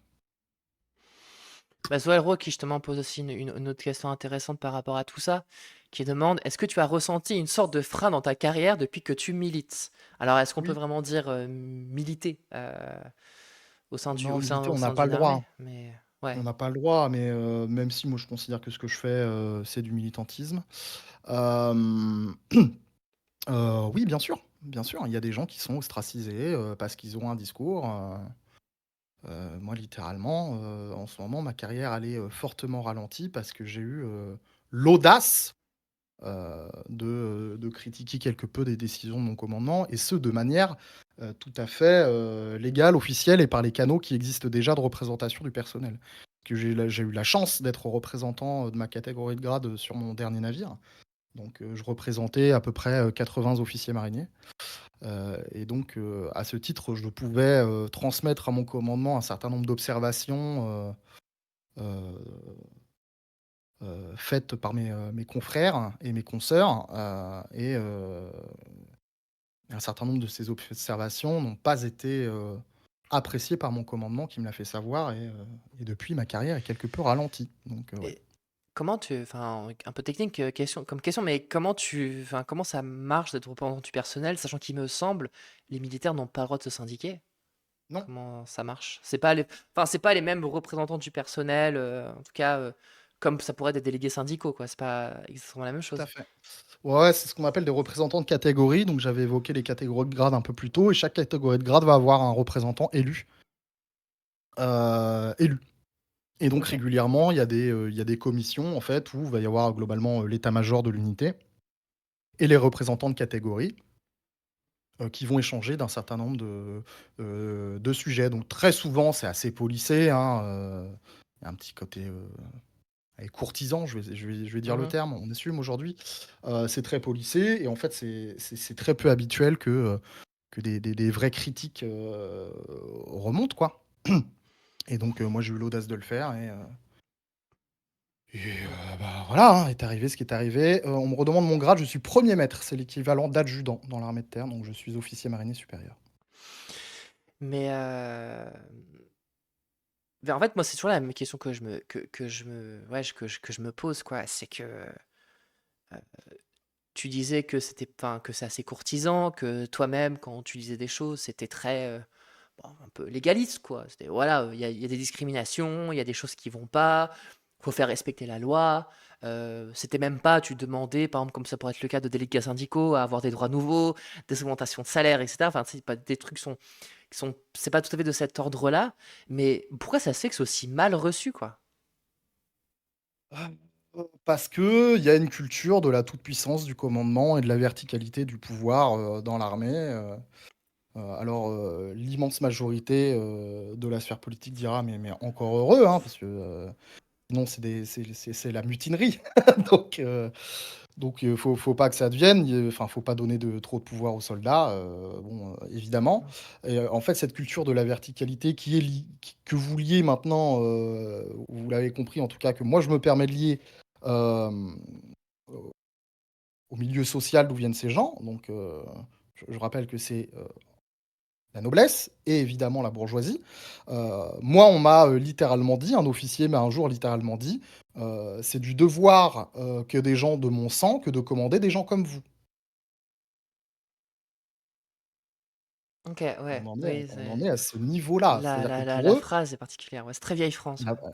bah bah là, c'était un devoir divin en fait, quoi. Et le mec, il venait littéralement d'une dynastie, il avait 3 particules. Enfin, c'était un truc de fou. Et là, ce mec-là, il a osé le dire, mais il y en a plein qui le pensent derrière, sans aucun, problème. Donc je veux pas tous les mettre, toutes et tous les mettre dans le même panier, mais il y a cette culture-là. Et le fait est que cette culture-là, elle est encore très présente et encouragée, par toute une sphère des dirigeants. Donc à partir de ce moment-là, moi, on m'a insulté et je crois que c'est une des meilleures insultes que j'ai jamais pris de ma carrière. On m'a insulté de syndicaliste quand j'avais dit, «Le rythme des entraînements, ne permet pas, la préparation des futurs entraînements». Imaginez, hein, c'est pas, on bosse trop, la vie est dure. C'est, on Mmh. s'entraîne trop, on n'arrive pas à bien se préparer pour les futurs entraînements. Donc donc on en est là. Tiens, je vais mettre une émote qui va faire plaisir à quelqu'un dans le chat. Hop, Ouais, ouais, mais hop. c'est vrai que c'est assez hallucinant quand enfin, c'est assez hallucinant et en même temps, même d'un point de vue extérieur, j'ai envie de dire, c'est pas si étonnant que ça, mais c'est quand même assez hallucinant de voir à quel point, il y a les difficultés que peuvent rencontrer plein de gens qui militent au sein des entreprises, en fait, elles sont décuplées au sein de l'armée, quoi. C'est que Ouais. c'est vraiment encore pire, quoi. Juste, il y a une question que je voulais te faire, enfin, par rapport à ce que tu disais tout à l'heure sur ce qu'on disait tout à l'heure sur les discriminations, etc. Je voulais te faire une remarque, mais je vais juste avant remettre ma caméra. Vraiment, je trouve un moyen d'enlever ce truc de mise en veille automatique. C'est super chiant. Mais écoutez, de toute façon, c'est comme ça, hein, c'est un stream punk, hein, on fait un Eh peu comme oui, on peut. non, On t'inquiète. fait un peu comme on peut, donc je vais juste te demander quelques secondes. Mais en fait, parce que enfin, je prends aussi ce temps-là de remonter un peu le chat, parce que je vois qu'il y a des gens qui ont fait l'armée. Et du coup, ça m'intéresse aussi d'avoir leur point de vue hein, pour continuer un peu, enfin, profiter que tu es là pour avoir ce débat-là aussi avec d'autres. Alors, je sais pas si tu les connais, s'ils sont un peu ta communauté ou pas. D'ailleurs, n'hésitez pas à les suivre, Fernael, bien sûr, hein, qui ne fait pas que, enfin, qui fait d'autres streams, qui fait d'autres streams que moi, et c'est Voilà. intéressant aussi. Du stream politique, il faut du stream de jeux vidéo, des trucs, voilà. Ah, c'est bon, là, ça marche. Et là d'ailleurs, prochain truc qu'on fait, ça va être drôle, c'est qu'on va faire du RP politique sur un jeu vidéo. Voilà, je Ok, vais pourquoi créer, pas. l'île des woke sur Tropico 6, ça va être très, Waouh, très ok, drôle. voilà. Voilà, bon, on savait, n'hésitez pas à aller le suivre. Tu fais une émission sur la mer aussi, je sais plus comment elle Ouais, s'appelle, mais Mercator. Mercator, voilà, c'est ça, c'est ça. Donc, alors quelqu'un qui a un pseudo très particulier, qui dit Ziva, wesh, qu'est-ce à toi, donc salut à toi, qui, qui dit, quand j'étais à l'armée, durant les classes communes, un couple hétéro s'est pris une sanction pour homosexualité, car à l'armée, nous sommes tous des hommes. C'était il y a 27 ans. Je Ah sais pas ouais, là, comment la tu sanction, elle est réagis à vénère. ça, ouais. Alors nous, on a la marine, c'est un peu plus progressiste sur certaines questions. Par exemple, quand il y a un couple homosexuel à bord, on dit: «Dans la marine, il y a pas de PD, il y a que des marins qui s'aiment». Putain. C'est un peu le no homo, mais stylé, quoi. Mais Ça, oui, c'est un peu. c'est vraiment l'homophobie soft, Ah mais putain. ça va. Ouais, ouais. Mais tu vois, il y a un peu ce truc-là. Non, alors le truc de l'homosexualité, parce qu'il y a que des mecs dans l'armée, ouais, le niveau de masculinisme, ça fait flipper.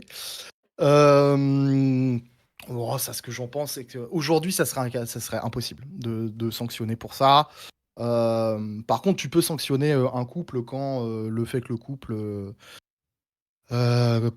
que des gens sont en couple, on va dire, parasitent, leur travail, au sein d'une unité, ça peut être sanctionnable, pas lourdement, hein. Mais, moi j'ai jamais vu ça. J'ai jamais vu ça. J'ai OK. déjà eu des rappels à l'ordre, ce genre de choses. Mais, non, non.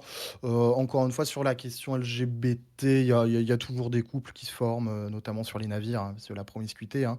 Vous mettez des vous Faut vous imaginer, vous mettez, 200 personnes, qui ont entre, 18 et 45 ans avec une moyenne d'âge de 27 ans, sur un navire, enfermés toute la journée, forcément il y a des couples qui se font, hein. Ouais. Oui, bah, c'est un peu inévitable, quoi. Mais c'est pas bien C'est ça. reçu, du coup. Bah, ça dépend, on va dire que la masse, reçoit bien, enfin s'en fout quoi aujourd'hui encore une fois, là il y a un reflet, réel de la société, c'est que la plupart des gens soit ils s'en foutent, soit ils sont homophobes mais ils se taisent parce qu'ils savent que c'est pas bien. Après il y a toujours cette minorité, homophobe là qui va l'ouvrir de temps en temps et qu'on rappelle à l'ordre quand c'est nécessaire. Encore une fois, le plus gros, problème c'est quand c'est pas forcément soutenu par les chefs quoi, les Mmh. dénonciations. Je voulais un Voilà. peu, bah, écoute, très bien. Je change un peu de sujet, pardon, parce que je t'avais dit que je voulais qu'on arrête un peu vers midi, mais je pense qu'on va Ouais. tarder légèrement parce que c'est super intéressant comme conversation, mais bon, voilà. Ah ouais, déjà eu 11h30. Ouais, ça fait déjà quasiment 1 h 30, tu vois, donc c'est hyper Oui. intéressant. Et je vois que les gens sur le chat sont à fond et tout, et ça, il y a un peu de monde, donc ça fait plaisir. Mmh Vraiment, mh. je suis contente. Mais je voudrais qu'on vienne un peu au devoir de réserve parce que Ouais. c'est une question qui a été beaucoup posée. Juste avant, il y a DCI Lionel qui demande, selon Fernael, qu'est-ce qu'il faudrait réformer en priorité dans l'armée? Grande question. C'est très méta, je pense sincèrement que c'est les modes de recrutement et notamment de nos officiers. Parce qu'encore une fois, je pense que, je suis pas un anti-officier primaire, mais vous voyez déjà depuis le début que j'ai un discours très critique envers ces gens-là. Parce qu'en fait, il va falloir, faire en sorte que, cette noblesse et bourgeoisie sociale, ça soit pas, quasi exclusivement elles qui accèdent aux responsabilités. Donc à la fois, changer leur mode de recrutement, pour vous dire aujourd'hui pour être officier dans la marine nationale, il faut avoir fait, maths sup, maths spé. Vous n'êtes pas sans savoir que les études de mathématiques sont, socialement les études les plus discriminantes. Donc forcément, on se retrouve heu, avec les gens que vous savez, à la tête de nos armées et à mon sens, si on change déjà, les dirigeants, mais ça va se faire, sur le moyen terme, parce que les gens qu'on va recruter demain, ils vont être à la tête de nos institutions dans 30 ans. Mais, déjà si on change un peu ces trucs-là et donc, littéralement faire de l'entrisme prolétaire, également, à la tête de nos armées, Camarade! camarades, ça serait, potentiellement, quelque chose qui pourrait changer, voilà, je pense que si j'ai un Ouais. truc à changer, ça serait ça et peut-être aussi ce que je disais tout à l'heure, toujours augmenter le budget, ça, évidemment, et que ça parte peut-être un peu plus dans les conditions de vie des gens.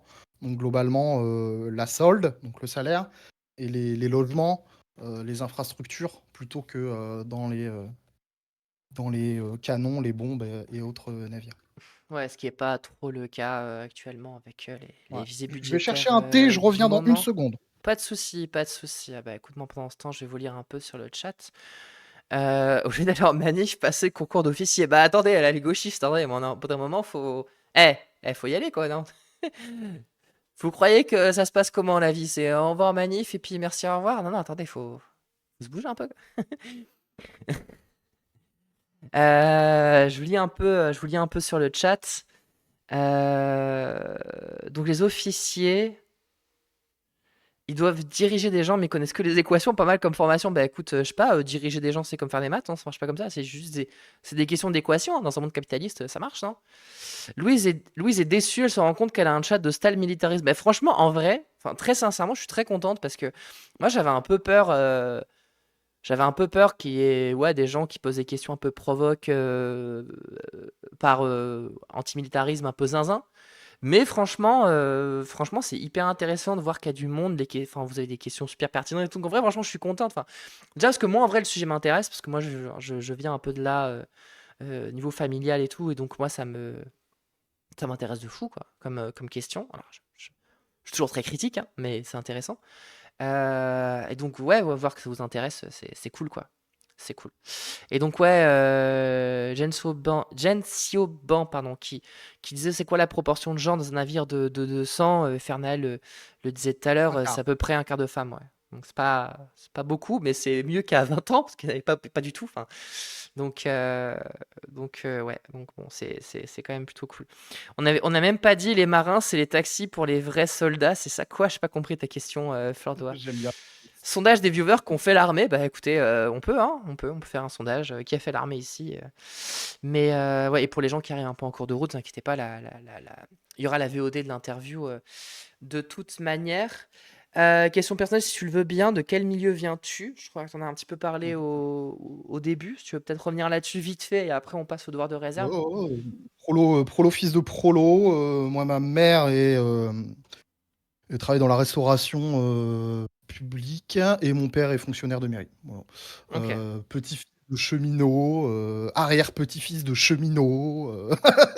J'ai grandi en banlieue de Rouen. Donc voilà, je suis un Normand expatrié en Bretagne. Je suis la diplomatie intégrée finalement. Ok.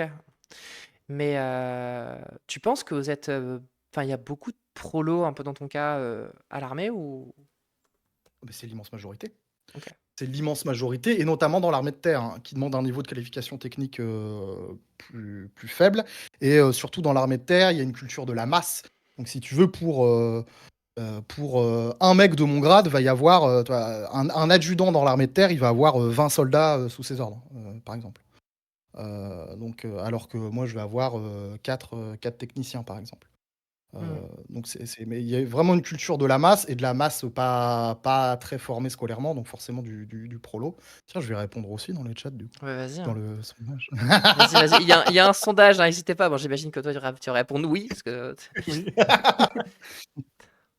Et donc oui, l'immense majorité, on est sur du prolétariat, ou sur des Hmm. jeunes enfants de profession intermédiaire, quoi. Alors, Euh, juste sur le sondage, quand je dis qui a fait l'armée, le oui-non, ça vaut aussi bien pour engagement volontaire que service militaire, hein. Ça, au moins, au moins c'est clair. Mais ok, ok, c'est intéressant, ouais. C'est intéressant. Le sondage qui est vieux, c'est un peu la question en vrai. C'est qui est assez vieux pour avoir fait le service militaire. Mais c'est intéressant, il y a pas mal de gens sur le chat qui disent, par exemple, genre Zoelro qui dit, moi j'étais P3, interdit de contact avec les armes. Quelqu'un qui dit P4, alors je sais pas si c'est genre tu t'es volontairement fait réformer P4 ou pas, parce que je sais que ça existait. Chez des gens oui. qui pouvaient pas être objecteurs de conscience et qui se sont fait réformer PK, c'est un vrai sujet. C'est vrai qu'on n'a pas trop parlé des différences entre Marine nationale et armée de terre, parce que là c'est un peu trop technique peut-être, mais il y aura peut-être un jour tu reviendras parce qu'on parlait de ça plus précisément. Avec plaisir. Euh, mais voilà. Je voudrais qu'on parle maintenant un peu plus du devoir de réserve parce que c'est un Mhm. peu un des premiers sujets qu'on avait discuté ensemble d'ailleurs. Mhm. Peut-être tu peux définir ce que c'est que le devoir de réserve aujourd'hui en France, pourquoi il est aussi important, parce que on appelle l'armée la grande muette. Pourquoi c'est aussi Mhm. important celle de l'armée, pourquoi c'est aussi significatif en fait, à quel point enfin, en fait c'est un peu ce qui incarne l'armée aussi, c'est cette spécificité du devoir de réserve qui existe dans d'autres, enfin, qui existe un peu chez les fonctionnaires, mais quand même différemment. Là, c'est très particulier. Si tu peux définir un peu ce que c'est. Tout à fait. Ouais, pour compléter ta question, pour moi, le devoir de réserve est constitutif de l'armée aujourd'hui. Ouais. À ce point-là, même en tout cas de son expression. Le devoir de réserve, donc, c'est régi par le Code de la défense. En fait, il va déjà entériner la liberté de penser et la liberté d'opinion au sein des armées. Néanmoins, il va en limiter les possibilités d'expression. C'est en ce sens, et vous allez voir, je fais un peu le parallèle avec la laïcité. C'est-à-dire que la laïcité, ça vous permet d'avoir n'importe quel culte, mais par contre, ça va limiter la façon de le faire. Et ben, le devoir de réserve, donc, ça va intervenir évidemment sur les questions religieuses, politiques, sociétales, où on va avoir notre droit d'expression qui est limité. Alors pourquoi limiter cette expression pour les militaires?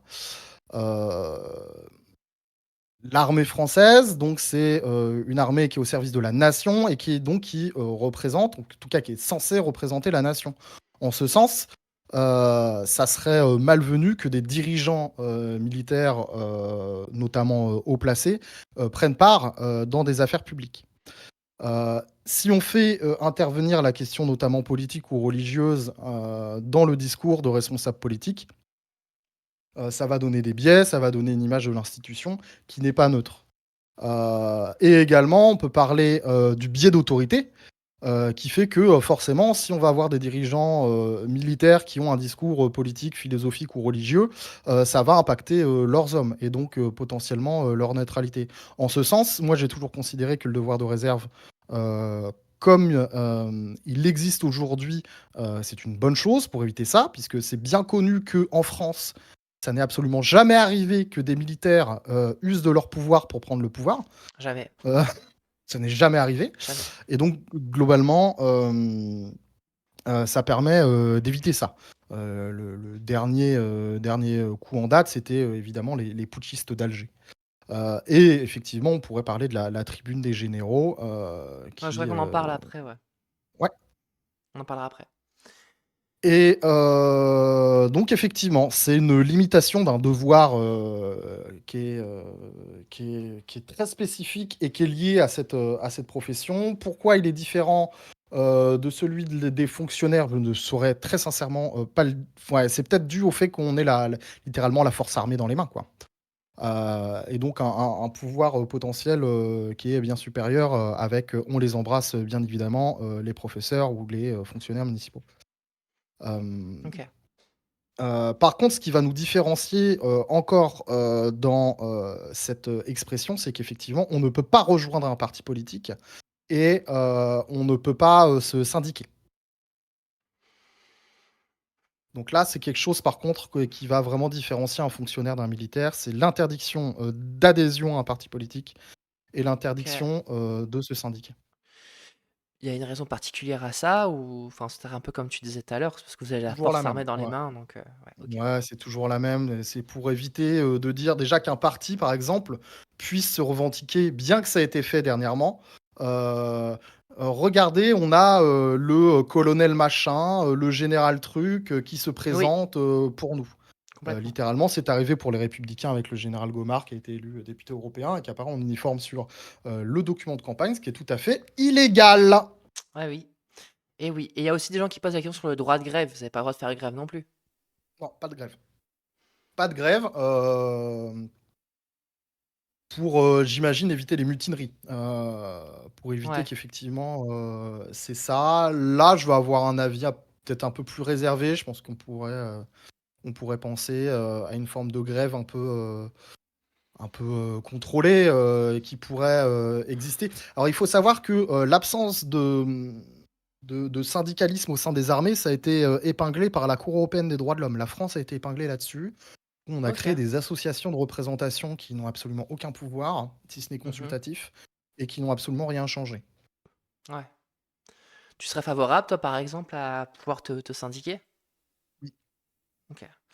Hem, Parce que ça me attendez, j'avais une question peut-être par rapport à ça là qui me vient plus en tête, mais ouais, je me posais J'aime la beaucoup la question. question. La France Ouais, vas-y. insoumise, c'est un mouvement, pas un Ouais. parti. Est-ce que ça marche? Je sais pas, il y a pas besoin d'avoir une carte pour être dans une boucle Telegram, hein. Là, il est en train de vous dire un truc, là, hein. Il est en train de dire: «Ah, en fait, vous savez pas, hein, vous savez pas?» Mais ouais, je voudrais qu'on revienne sur les cas dont tu as parlé, là, le colonel Gomard et tout, enfin, Ouais. et notamment la tribune des généraux aussi. Juste avant, une question, parce qu'on la première fois qu'on s'était parlé, c'était dans la salle d'attente de la radio libre de Escargoug, sur un autre C'est sujet, c'était sur vrai.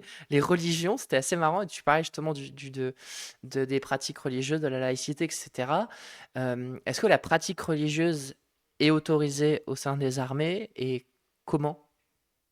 Elle est totalement autorisée, elle est même institutionnalisée. Il y a ce qu'on appelle des aumôniers militaires. Donc en fait, ce sont des personnes qui vont pouvoir, faire le culte. Donc, on dit aumônier et non pas, imam, rabbin ou prêtre parce que c'est pas Mmh. forcément des gens qui ont, une autorité, religieuse. Enfin, l'aumônier, il peut être, ordonné prêtre, mais pas forcément. Ça peut être simplement quelqu'un qui peut faire le culte. Tout comme un aumônier, musulman, sera pas forcément, imam. Mais il y a des gens Et donc qui aumônier, pardon, aumônier, ça concerne le christianisme, l'islam et le judaïsme, enfin ça, tout à fait, ouais, c'est toutes pour les le même, ok. confessions. Même terme pour toutes les Ouais, confessions, d'accord, ok. exactement, ouais. Tu vas dire, un aumônier catholique, un aumônier protestant, tout à fait, ouais. Ok, Et donc ça existe et c'est un système qui existe donc depuis, le Concordat, qui a été fait, par le consul Bonaparte à l'époque et pour le coup, moi je considère que, le fait de financer le culte au sein des unités, ça permet, à ce que justement, cette liberté de culte soit exercée. C'est bien écrit dans l'article 41-21 du code de la défense qui parle du devoir de réserve, c'est que la liberté de culte déjà, elle est vraiment, entérinée Et en plus de ça, on ne peut pas s'opposer à ce qu'un culte soit exercé, à bord d'une unité ou un bâtiment de la flotte. C'est écrit noir sur blanc dans le devoir de réserve. C'est-à-dire que autant son expression publique est interdite, autant on ne peut pas empêcher à quelqu'un d'exercer son culte. Donc, je trouve que c'est vraiment une très bonne manière d'aborder la question. Et du coup, ouais, il y a une question sur le chat qui demande, elles sont payées par qui les aumôniers? Pour le coup, ils sont payés par, l'armée, j'imagine? Ce sont des OK, ce sont des militaires qui militaires, ont le d'accord. grade d'aumônier, en fait. C'est OK. un peu spécial. OK, OK. Intéressant. Et pour continuer, ah oui, donc ça, effectivement, c'est des aumônières. Enfin, après, là, après, on rentre aussi dans le débat un peu religion, parce que même dans les religions hors militaires, les femmes qui exercent, compliqué, tu vois? C'est Ouais, c'est ça. ça dépend, mais c'est un peu compliqué. Je sais que bon, pour prêcher pour ma paroisse, par exemple, MDR, il y a des femmes pasteurs. Mais bon, c'est compliqué. Mais même chez les protestants, c'est compliqué. Mais enfin, genre, c'est vraiment toutes les religions, en général, les femmes, c'est compliqué. Donc, je pense qu'au sein de l'armée, c'est pareil, quoi. Euh, tu parlais tout à l'heure, enfin on parlait depuis tout à l'heure, à la fois du cas Gomard, du coup, qui est député européen, qui a posé en uniforme sur ses affiches de campagne, ce qui est interdit. Il y avait aussi la question de la tribune des généraux qui était parue dans Valeurs Actuelles en 2021, qui, euh, qui appelait, euh, qui appelait à la responsabilité des militaires, enfin avec un truc qui est très fascisant, Qui quoi, appelait à la enfin, guerre civile, qui hein. appelait à la guerre Qui appelait à civile, voilà, qui appelait il à la faut guerre dire les mots. civile. Ouais, non, t'as raison, t'as raison, t'as raison, t'as raison. Il y a aussi d'autres exemples, comme bah, une vidéo que je t'avais envoyée, je sais pas si tu l'avais vue, que moi qui m'avait fait assez rire, enfin, mais je sais que c'est des vidéos qui existent aussi régulièrement où tu vois des anciens militaires, alors, on sait pas trop si c'est vrai ou pas, mais des anciens militaires prendre la parole pour faire des appels aux généraux, des gens qui sont souvent proches de sphères d'extrême droite, enfin, ça, c'est des Bien sûr, nébuleuses ouais. d'extrême droite.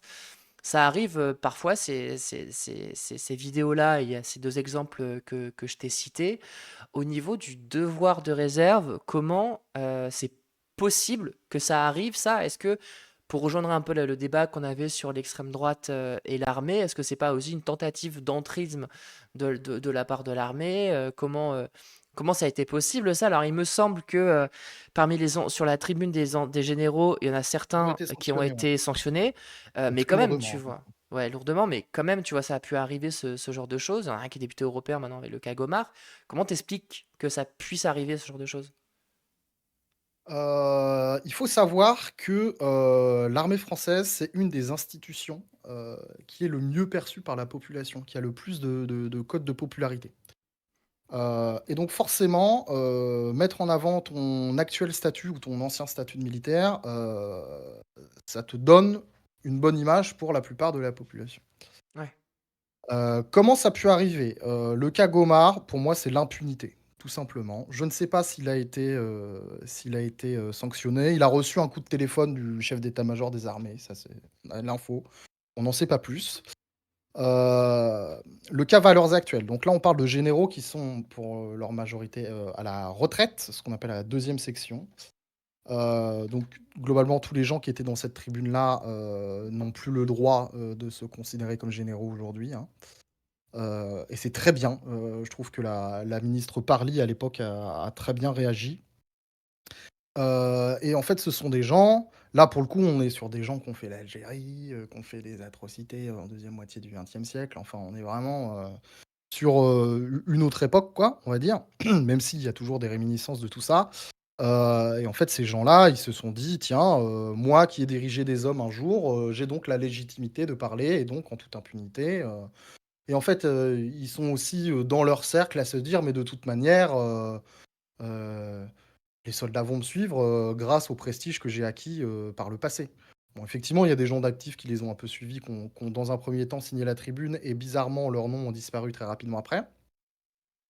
Mais ils s'imaginent qu'effectivement, je pense que ces gens-là, l'armée d'aujourd'hui était la même qu'il y a 40 ans, ce qui est pas forcément le cas et c'est toujours la même chose, l'impunité et moi, j'ai toujours considéré qu'il y avait un double standard entre, l'application du devoir de réserve, pour les réacs, et les cathos, traditionalistes, et les progressistes et j'en suis, moi-même témoin et victime. Et donc, ça rejoint un peu ce que Donapapa disait, qui disait que chaque année, il y a un vieux prétendu ancien général ou ancien machin qui soutient un mouvement confus. C'est un Ouais, peu ce tout à fait. que je te posais comme question tout à l'heure, c'est qu'il y a des militaires qui le font, il y a aussi des gens qui peuvent aussi faire valoir un statut militaire qu'ils n'ont pas ou qui n'ont pas eu, mais est-ce que tu penses que c'est le genre de, malgré tout, le genre d'événement qui est amené à se reproduire et pourquoi c'est toujours l'extrême droite qui le fait, tu vois? Ah là là. Pourquoi c'est toujours l'extrême droite qui le fait? Parce que, je pense qu'encore une fois, ce discours réactionnaire, je pense sincèrement pas qu'il soit plus présent, mais par contre, il a plus de facilité, à malheureusement, à s'exprimer dans cette sphère-là. Parce que, bah, voilà, il y a quand même le trope nationaliste qui existe, évidemment. Et donc, il y a beaucoup de gens qui se disent, l'armée, c'est forcément, un truc de nation, c'est forcément, un truc de réac. Donc vu qu'ils sont dans cette idée-là, ils sont convaincus que, tout le monde pense comme ça, dès l'instant où on porte un uniforme. Et donc ils s'imaginent que, tous les soldats sont des immenses réacs racistes et donc qui vont les suivre. Ce qui est, je le pense, de moins en moins le cas. Et par contre, il faudra se reposer la question, si un jour, l'extrême droite, arrive au pouvoir. Je crois que j'ai un article de Blast qui en parle. Ouais. Tout, tout, tout, Si tu l'as, ça je vais essa m'intéresse. ouais. Il y a moyen que je l'ai déjà lu, mais ça m'intéresse.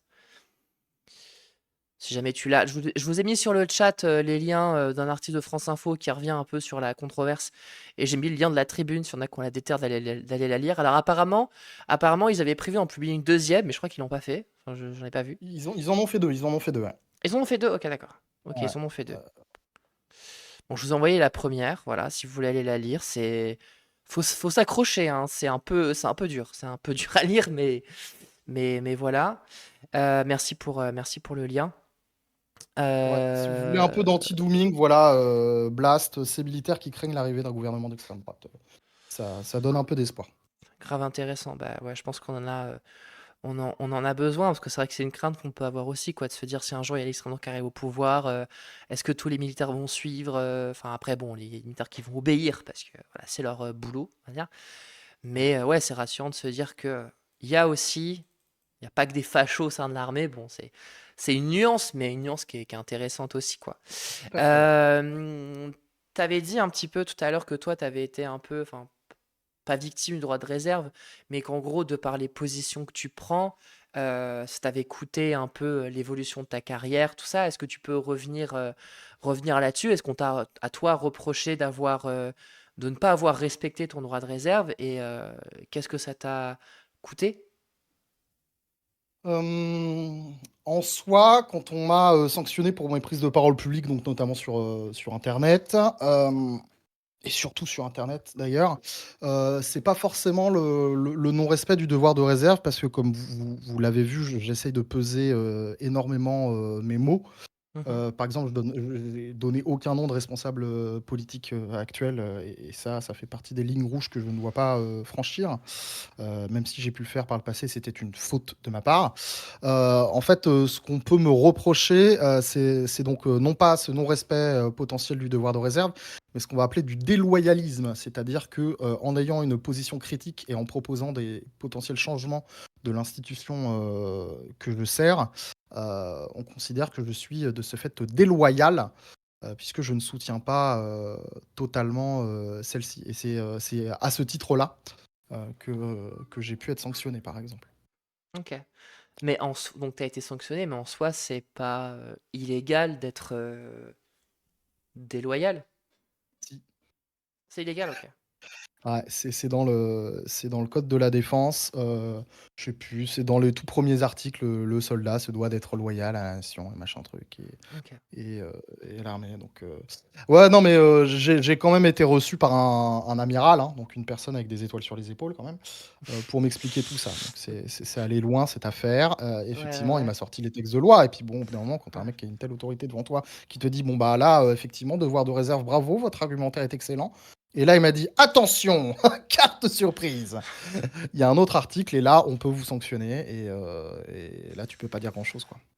Et donc ça t'a, d'une certaine manière, un peu coûté ta carrière, enfin en tout cas ton évolution de carrière. Ouais, ouais, pour j'imagine. l'instant, ouais, ça ralentit pas mal les choses et globalement, maintenant, il y a une pastille, écarlate sur mon dossier, attention, cet homme parle sur les internets, quoi. Attention, c'est un streamer. Attention, c'est un C'est un streamer. dangereux streamer qui a un drap LGBT chez lui. Ah mon Euh, Dieu. Et ouais, Asperger qui demande qu'est-ce que ça a été la sanction. J'ai eu beaucoup de chance, j'ai eu beaucoup de chance et j'ai bien travaillé, on va dire mon argumentaire et notamment sur la question du devoir de réserve, puisque ma sanction, c'était simplement une réprimande. Donc qu'est-ce que c'est une réprimande? C'est, bah, voilà, tu passes devant l'amiral, il t'explique un peu la vie et j'ai dû signer une lettre dans laquelle je m'engage à, on va dire, modérer mon expression, sur tout un tas de sujets. C'est pour ça que, par exemple, j'ai pas du tout le même ton, que là, aujourd'hui, que, le ton que j'avais il y a quelques mois quand j'ai été reçu chez Ribot et c'est notamment, ce type d'expression, qui m'a été, reproché. Nous Prison, recevons. j'aurais pu Ouais, faire, de la prison, ok, enfin de la prison ça. militaire, des jours d'arrêt. Ce qui était envisagé pour moi, a priori, c'était, plus grave que ça, c'est-à-dire potentiellement une fin de carrière, littéralement. Donc, j'ai un ange gardien à Paris parce que la décision était, prise à Paris, hein. J'ai un ange gardien qui a posé son doigt sur mon dossier et qui a dit: «Non, pardonnez-lui, il ne sait pas ce qu'il fait». Ah bah écoute, ouais, t'as eu cette chance-là, quoi. Nous recevons aujourd'hui, voilà, un Fernand plus apaisé. C'est vrai, l'éternel de l'apaisement. Euh, Il y a Ratos qui demande s'il y a tout de même un cadre qui permet la critique interne. Bon, on a déjà un peu parlé, de toute façon, tout le Ah long ouais, ouais, de mais cette bon, interview. C'est compliqué, quoi. c'est très compliqué. Quand cette critique existe, il faut qu'elle soit faite de main de maître et en toute sincérité, bien que, heu, ayant, dénoncé, la façon avec laquelle, les critiques que j'ai fait, par les canaux légaux, aient été, reçues, avec beaucoup de perplexité, je pense que j'aurais pu mieux faire aussi les choses. Mais on est à un niveau où effectivement, c'est quand même bizarre. De devoir autant, prendre des pincettes pour effectuer une critique et tu vois, c'est ce que je dis, tu vois? Si tu fais une critique, sur d'autres canaux, typiquement là, aujourd'hui, tout ce que j'ai dit, ça peut retomber sur le truc du loyalisme, mais bon, vu que je l'ai fait de façon apaisée avec ma tasse de thé, ça va le faire. Ça va le faire. En tout cas, on espère. Et tu me tiens au courant. Tu me tiens au Avec courant. plaisir. Si c'est le cas, je viendrai avec ma petite pancarte devant, devant le ministère des Armées en mode ouais, attendez, «Allez, c'est bon, on est gentils nous» on est, et on est sympa. 5 secondes après: «Chargez!» Certes, certes. Je ne suis pas vraiment la femme de l'apaisement, mais j'essaie. J'essaie tous les jours. C'est pas toujours facile, mais on y croit. On y Bah croit. ouais, non mais cette discussion le prouve. C'est vrai. Écoute, il est 11h58. Je t'avais dit qu'on s'arrêtait vers midi. Il y aura plein de trucs encore qu'on aurait pu aborder, mais tu reviendras. Avec Peut-être un peu pour finir. La cam est en veille. Comment ça, la cam est en veille? Ah, bon, on boit plus. Ben, c'est super ça, on boit plus. On ne voit que toi, Fernal. Profites-en. Profites-en. incroyable. Je jouais sur le même problème. Il y a toujours un problème dans cette émission, c'est pas possible. Il n'y a jamais rien qui fonctionne correctement. J'en ai marre. J'en ai marre. Non, mais merci Ravachol pour le retour. Ouais, peut-être un mot de la fin sur. T'en as déjà un peu parlé, mais sur ce qui peut te donner un peu espoir sur la suite. Toi, comment tu vois les choses? Et juste avant de répondre, je te demanderai d'attendre que je règle ma caméra. Comme ça fait plus Mmh. professionnel. Et voilà, si tu as un mot de la fin, et puis on pourra voir s'il y a quelques questions. N'hésitez pas à poser quelques questions de fin, comme ça on pourra tranquillement finir l'interview là-dessus. Ouais, est-ce que vous lancez un appel au calme? Ouais, non, moi j'appelle pas au calme. Jusqu'au Enfin 9 voilà, septembre, soyons calmes. soyons calmes. Et après, faut prendre de l'énergie et après on verra. Ouais, ouais, on sait pas ce qui peut Euh, se passer. ouais. Mais est-ce que tu as un peu ouais, toi-même dans tes combats, que tu as de l'espoir que l'armée puisse changer, accueillir des personnes, de nouvelles personnes qui ont été jusque-là et qui sont encore discriminées et que l'armée puisse devenir l'armée dont tu rêves? Est-ce que tu penses que c'est possible? Bah, si on rêve pas, on lutte pas, hein. C'est C'est vrai. il y a un peu de ça, sans m'attribuer tous les mérites, je pense vraiment que j'ai ouvert la porte à quelque chose, parce qu'en fait, un marin qui parle de questions, un militaire qui parle de questions progressistes, en direct sur internet, qui fait des threads Twitter, en fait, ça existait pas. C'est aussi pour ça qu'ils étaient un peu désemparés les mecs, quand il a fallu parler de moi et qu'ils savent ça existait pas, quoi. En fait, je suis pas tout seul, les gens, enfin, sur Twitch, je crois, mais dans les rangs, on est de plus en plus à dénoncer quelque chose qui va pas bien, quoi. Et moi, si j'ouvre ma grande gueule, sur tous ces sujets-là, c'est parce que, j'ai envie que l'institution que je sers, elle change parce que c'est une belle institution, qui peut faire de très belles choses, humainement et c'est bien parce qu'il y a des dysfonctionnements aujourd'hui qui existent, que je prends la parole avec tous les risques, que ça peut, amener. Mais c'est bien parce que, je l'aime sincèrement cette institution, malgré tout le mal qu'elle m'a fait et qu'elle continue de faire à des milliers de personnes.